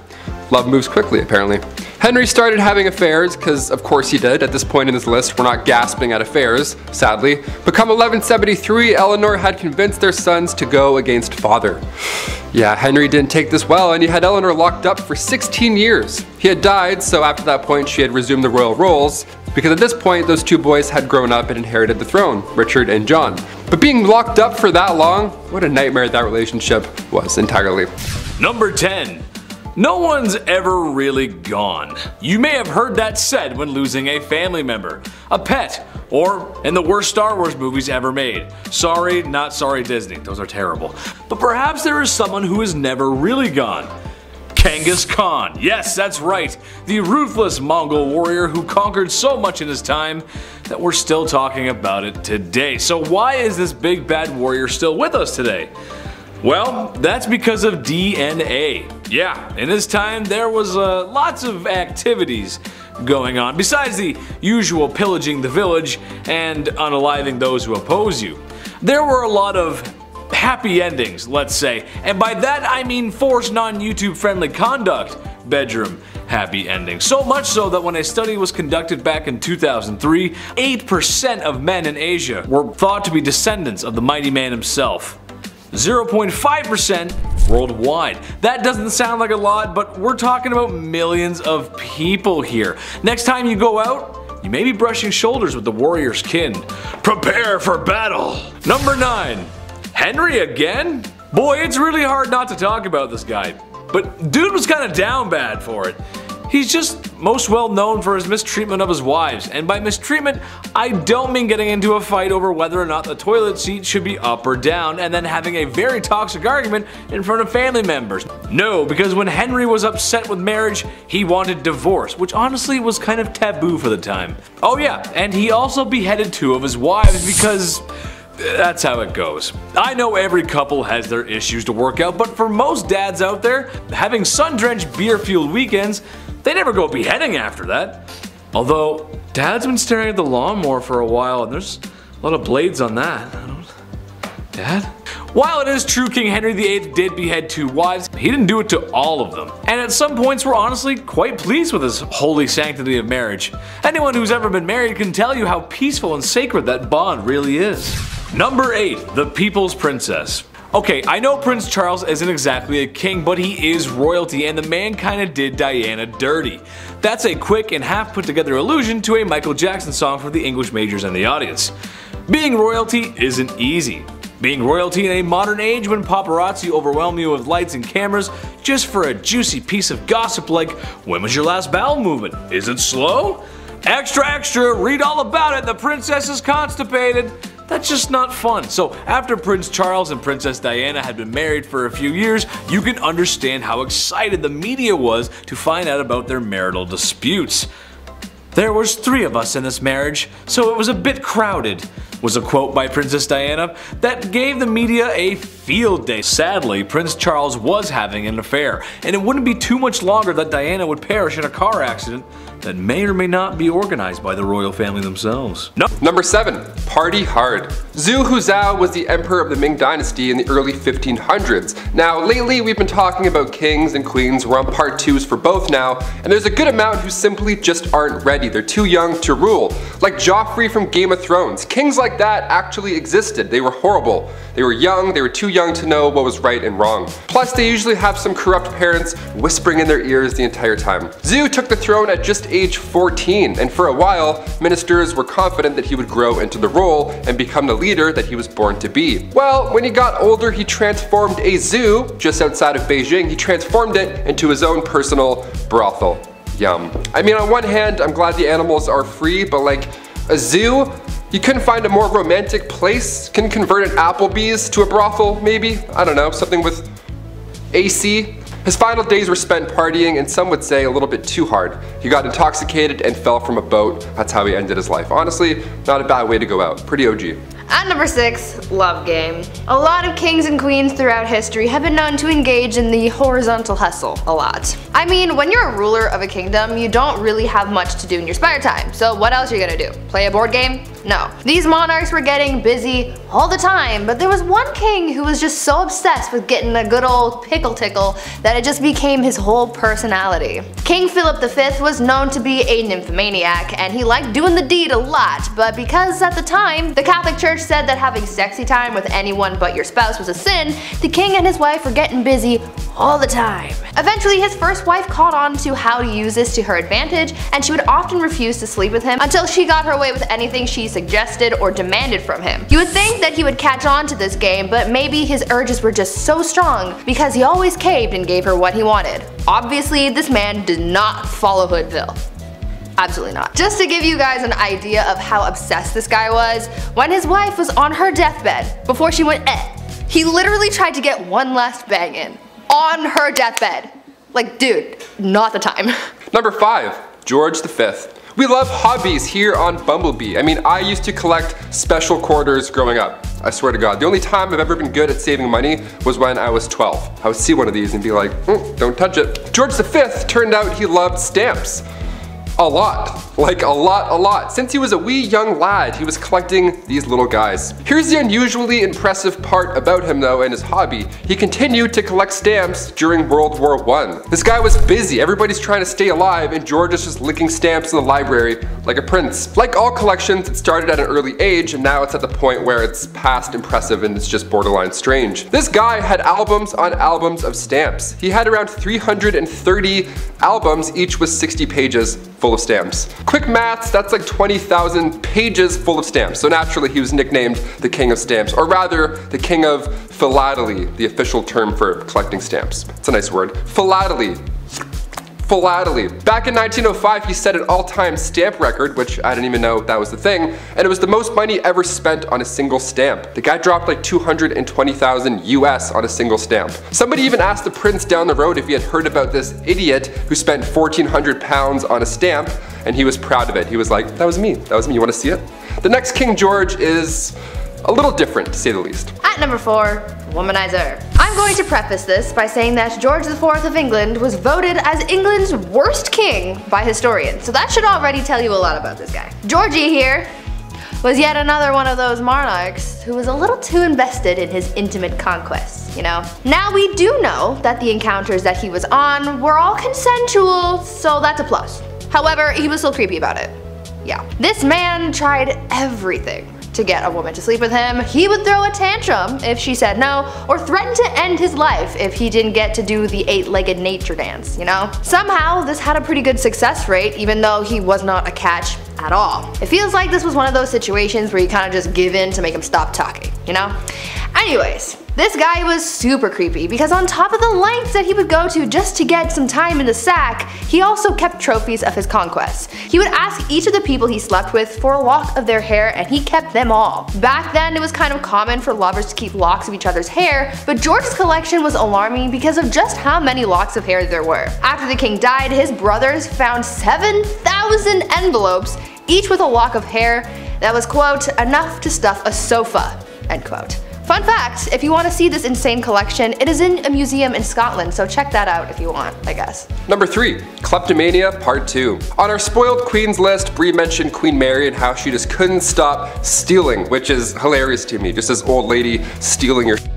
Well, the last king of Egypt also had sticky fingers. He was even better at it too. Check this out. Faruk I was the youngest son of Egypt's first king, Fuad I. Now born in 1920 in Alexandria, and in his early days at school, he couldn't concentrate. The king sent him to England even after to hopefully find a better way of teaching, something that works for him, but still it was to no avail. Once the king passed away in 1936, Faruk then got the throne, but also so much property and so much money. He had hundreds of fancy cars, 75,000 acres of land. This guy had it all. Literally, he had anything he could think of, but still he felt like he needed to take more, to steal. At 17 years old, he would slam 12 eggs for breakfast and then wash it down with 30 bottles of beer. Nutritious and delicious. Horrible. On top of the fact that he loved to steal, he was the biggest hoarder. So he had thousands of shirts, randomly. He also had 50 diamond-studded walking sticks for some reason, and like a prince such as myself, he too collected coins. I mean, his collection was much nicer, but still, great minds think alike. Spoiled minds think alike, rather. Oh shit, this is eye-opening. One of the most bizarre facts about Faruk was he pickpocketed Winston Churchill once. He took the guy's watch. After everything I just said, he still decided to steal his watch. What a gem. We love him. Yeah. At number 2, the King of Pettiness. Let's talk about a ruler that the Indian state of Alwar has described as controversial. If his own people are calling him controversial, then you know something's up, and boy, you better strap in because you're in for a wild ride with this one. Maharaja Jai Singh was pretty eccentric in a pretty dark way. He was known to have a temper and act on impulse, and he did some very questionable and downright scary things. He was known to be very competitive and hated to lose. One time, while playing polo, he and his team lost, and so in retaliation, he blamed the horse he was using and made the horse get extra crispy. He fired his horse. I'm sure you know where I'm going with that. If not, use your noodle, I don't know. Unfortunately, the cruelty towards living things didn't stop at animals, and he was also known to kidnap women from the streets and go all criminal minds on them. On a slightly lighter note, though, the Maharaja was also known to be very petty. Once he went into a Rolls-Royce dealership, and the person working there thought that he was broke and ignored him. Thinking that this was insanely rude, he bought 7 Rolls-Royces, sent them back to India, and used them to pick up garbage. This guy was really just doing the absolute most. And coming in at our number 1 spot, King Ludwig II. Home renovation shows rock my world. I can watch Love It or List It for months at a time. It's the dream, building your own home one day, and if you're a king, well, it's pretty easy to get that done. In our Spoiled Queens Part 2, I mentioned a princess that had a house made of ice, literal ice. Well, King Ludwig II had numerous castles built to resemble fairy tales. Literally, like fairy tales. I gotta admit, I kind of love this a lot. Ludwig was only 18 when he became the King of Bavaria in 1864, and then he had castles, like castles, more than one, built after he was inspired from romantic literature and spending some time at the opera. The kid was a dreamer, you gotta love it. He would spend his nights in one castle looking through a telescope at his new castle being built, so he would just watch it all night. That's like the king's way of waiting for your Amazon delivery. Just standing there, just like, oh, it's coming. 17 years and it's done. Just 4 years in, he designed his own castle, and to this day, it's one of the most photographed places in the world. Neuschwanstein Castle. Number 10, Dracula. The man, the myth, the legend, Vlad the Impaler. This dude was so down bad, he was the inspiration for Dracula.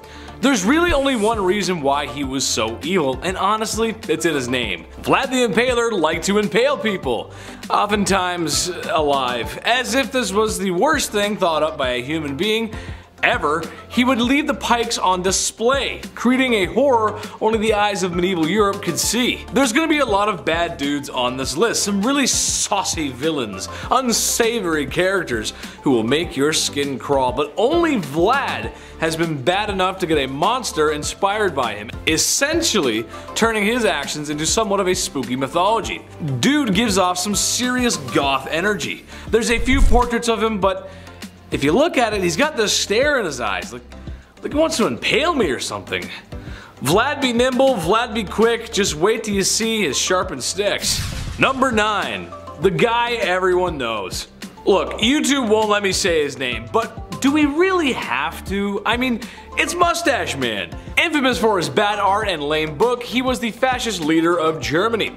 The very same leader who forced the world into World War II. Remember that one? Yeah, he's the very same monster who organized the destruction of Jewish peoples in Europe, and if he had his way, probably the whole world. I wouldn't be surprised if you showed a picture of him to anyone on Earth, any country, rich or poor, and they will most likely know who that was. That's the kind of evil that will get you talked about in classes all over the world, and likely for a long time. Eventually, he got what was coming to him, and the world had peace and prosperity, and there was never ever another bad stinky war ever again. Why is he not number one, you might be asking? Well, that's just because his numbers don't compare to others, which is a very troubling statistic. I'll get to that later. Number 8.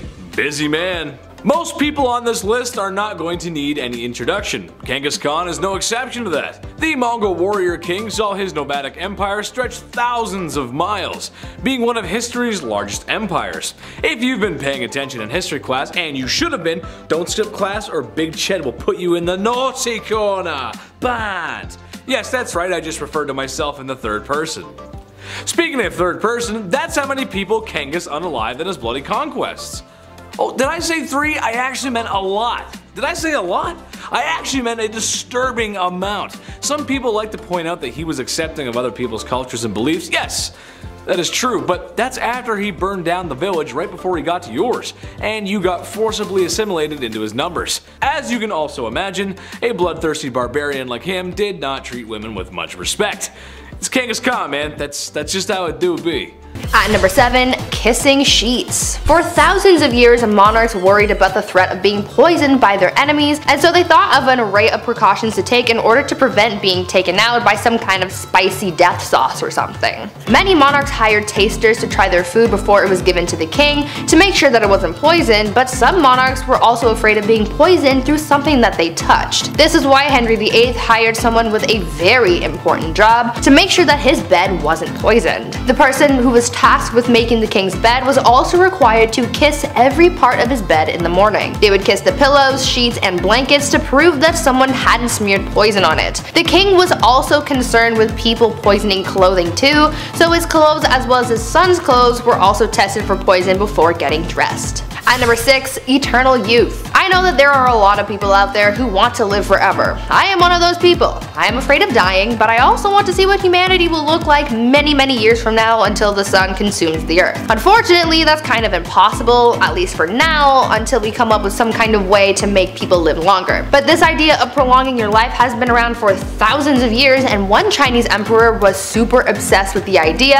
and really tried his best to live for at least another 10,000 years. Emperor Ying Zhang was obsessed with finding a magic elixir that would make him live longer, and he demanded that his subjects find this immortality elixir for him. Now, even though he brought a lot of prosperity to people during his rule, he never let go of his demand for immortality, and it put a lot of pressure on his underlings to find him something to help him live forever, but obviously that didn't happen. He was so concerned with his lifespan that he even brought magicians into his court. His obsession alienated him from his people, and after all of that effort trying to live longer, he died at the age of 49. At number 5, no bathing. These days, bathing is kind of a necessary thing. Gotta be clean, you have to smell nice, you have to practice proper hygiene. But back in the olden days, this was the complete opposite, and nobles rarely ever bathed, and it was kind of a trend. Over time, physicians began to believe that bathing was dangerous, and obviously the nobility tried to protect their lives and well-being at all costs, and so they just stopped bathing. In a popular 16th century medical book, it was advised, quote, "Use not baths or stews nor sweat too much, for all openeth pores of a man's body maketh the venomous air to open and for to infect the blood," end quote. So yeah, they thought that taking a bath would make you sick.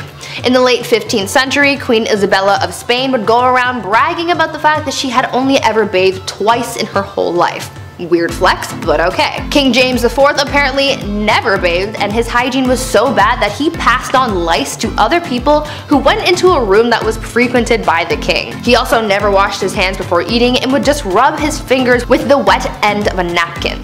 These people were gross. At number 4, Prankster King. You know that you're a spoiled king when you can pull pranks on people constantly and never have anyone try and stop you or fight back. This was basically the life of King Christian VII of Denmark, who was known for being pretty childish and playing pranks on people his whole life. He was a troublemaker through and through. He was known to play pranks on his grandmother by putting pins in her throne, and he would throw things at her, and he even ran through the streets with his friend and his mistress, destroying shops and patronizing brothels. He even made his own torture rack, had himself tied to it, and flogged. Why? I have an idea, but I don't want to think about that one too hard. One of the other weird things that he was known to do was leapfrog over dignitaries when they would bow to him. This guy was really quite immature. At number 3, saints in bed. I understand the desire to feel protected by whatever gods or saints you might believe in. That's one of the whole points of religion. However, I think some people can take that idea a little bit too far, and by some people I mean the Spanish royal family. These guys took religion very, very seriously, and they believed that following religion heavily would allow God to heal them when they were sick. So, when a member of the royal family was ill, doctors would remove body parts or even entire corpses of saints from churches and monasteries and would put them in bed with the person who was ill. Yeah, they slept with the corpses of dead saints to be healed of their sickness. Could you imagine if that was still how medicine was practiced today? At number 2, rat court-martial. There has been a record of many kings throughout history who were complete children through and through. Even though many of them grew into adulthood, they still acted immature, and one of the greatest examples of that was Peter III of Russia. He was not a good ruler or a good husband to his wife, who would later become Catherine the Great. Peter spent every night in bed with her playing toy soldiers because he was obsessed with his little dolls. He was so obsessed, in fact, that when a rat chewed the head off one of his toy soldiers, he was so upset that he held a proper military court-martial for the rat. He proclaimed the rat guilty of treason and had it hung in a tiny gallows that he had built for the occasion. It was weird, but in the end that bizarre event helped Catherine overthrow her husband, so I guess it kind of worked out for someone.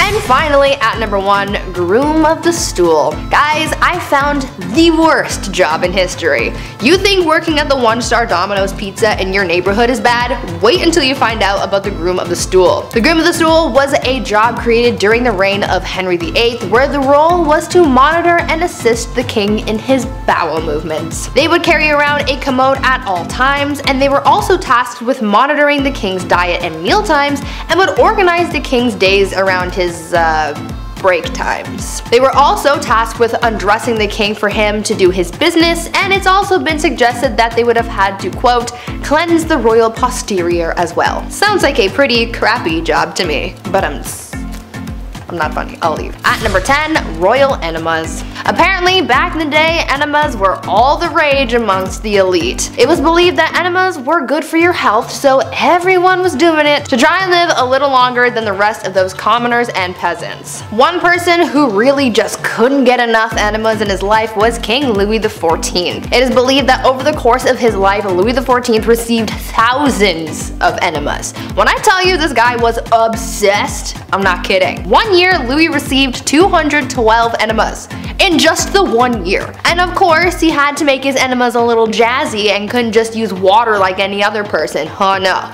My guy was using things like almond milk. His enemas were also sometimes scented with orange or rose, and sometimes even colored just to make it a little more special. To get an idea of just how obsessed the elite were with receiving enemas, just think about the fact that a French duchess once received one during a court ball. The duchess was in the middle of having a conversation with Louis XIV, and during this conversation, one of her maids came over, snuck under her dress, and gave the duchess an enema on the spot. Ew.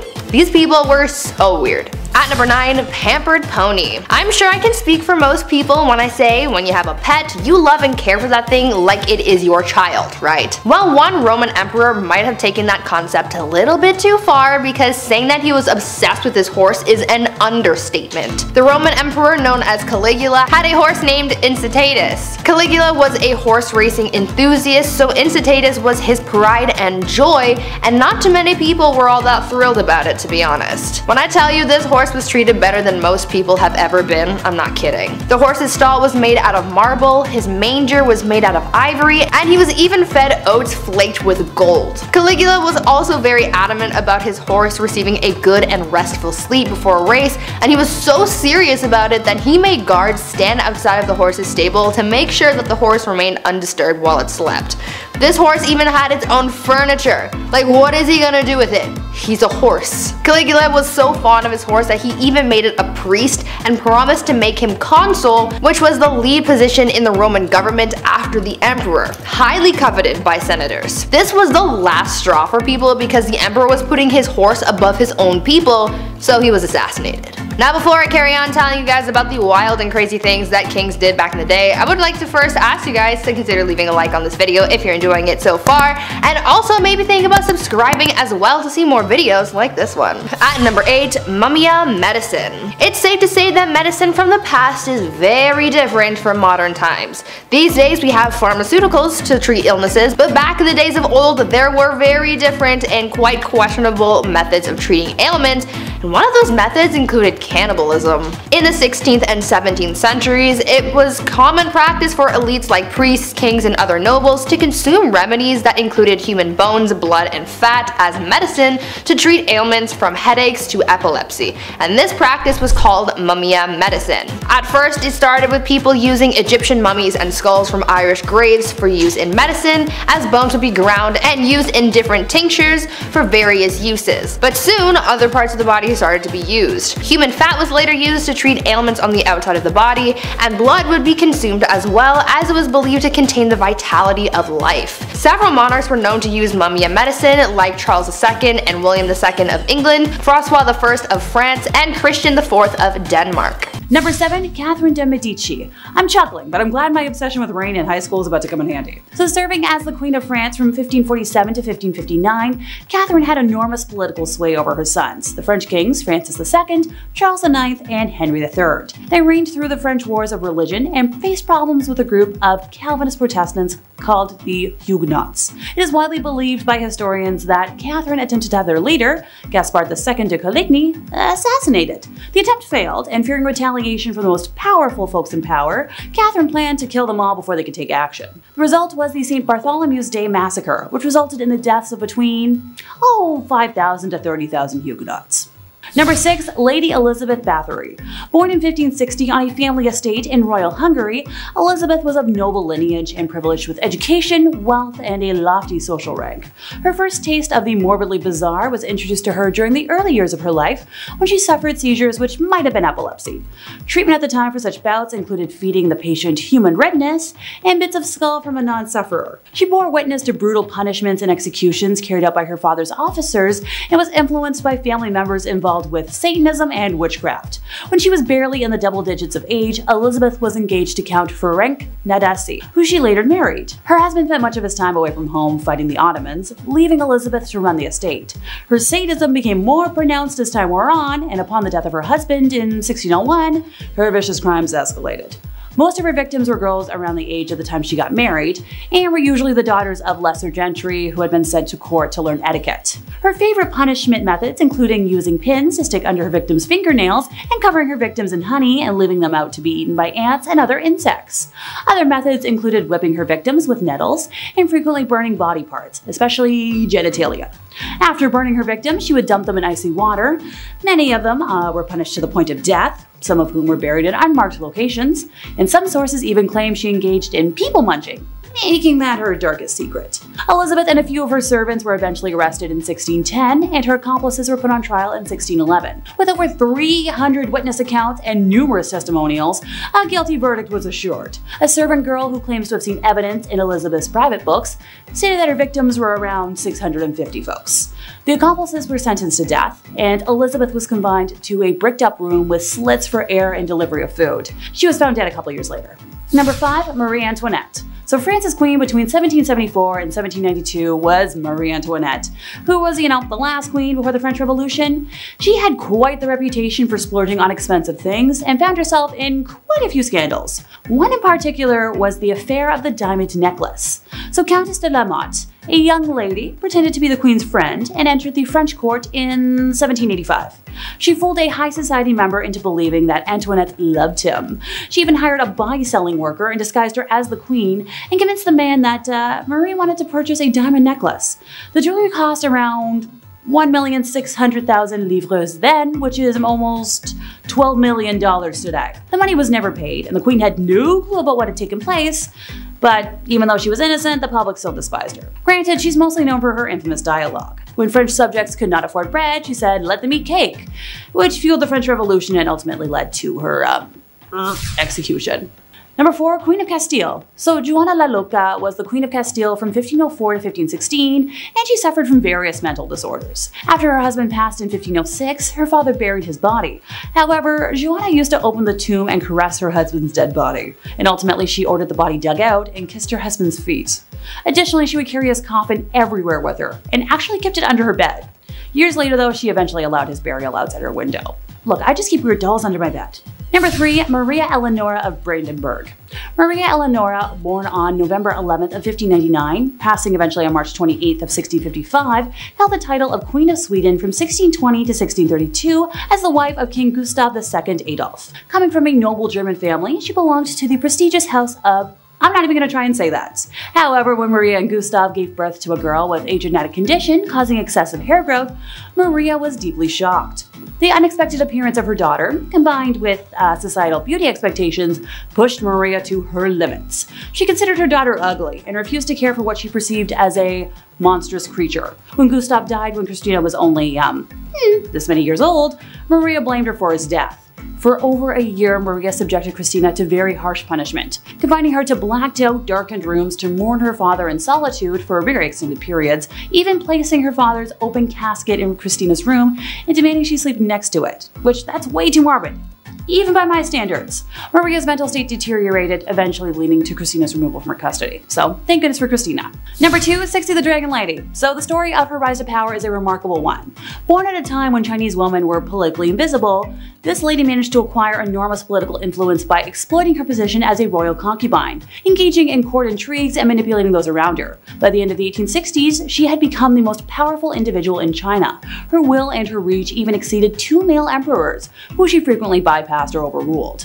Now, she was originally born Lan Kuo in 1835, the daughter of a minor Manchu official, and at age 15, she was selected as a potential concubine for the emperor and relocated to the Forbidden City. She was elevated to the status of concubine officially by age 18, eventually giving birth to the emperor's only son, Zetan, a feat that earned her another promotion in the palace hierarchy. The emperor died in 1861, and shortly after the disastrous Second Opium War, left the throne to his only son. So as the mother of the reigning emperor, Sixi was given the courtesy title Dowager Empress. So by this point, the Empress had become quite adept at manipulation, palace intrigues, and power games. Through forged evidence and false testimony, she engineered the arrest of the 8 ministers, 3 of whom were later executed. With the Regency Council gone, the Empress became the de facto regent for the duration of her son's reign, until his early death from smallpox in 1875.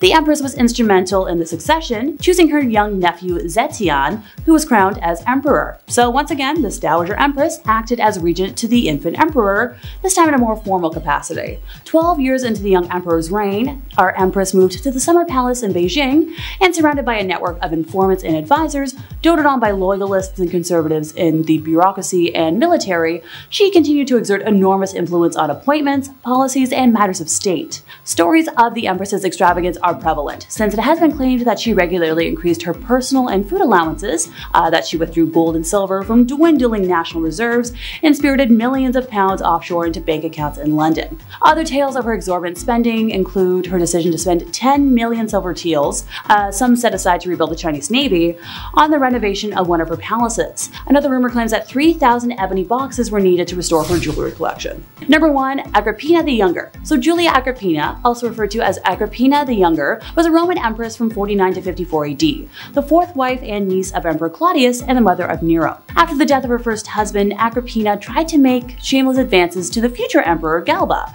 who showed no interest in her and was devoted to his wife. On one occasion, Galba's mother-in-law gave Agrippina a public reprimand and a slap in the face before a whole bevy of married women. She was one of the most prominent women in the Julio-Claudian dynasty, functioning as a behind-the-scenes advisor in the affairs of the Roman state via, the powerful political political ties. She maneuvered her son Nero into the line of succession, and Claudius became aware of her plotting, but died in 54, and it was rumored that Agrippina poisoned him. She exerted a commanding influence in the early years of Nero's reign, but in 59 she was killed. Both ancient and modern sources describe Agrippina's personality as ruthless, ambitious, violent, and domineering.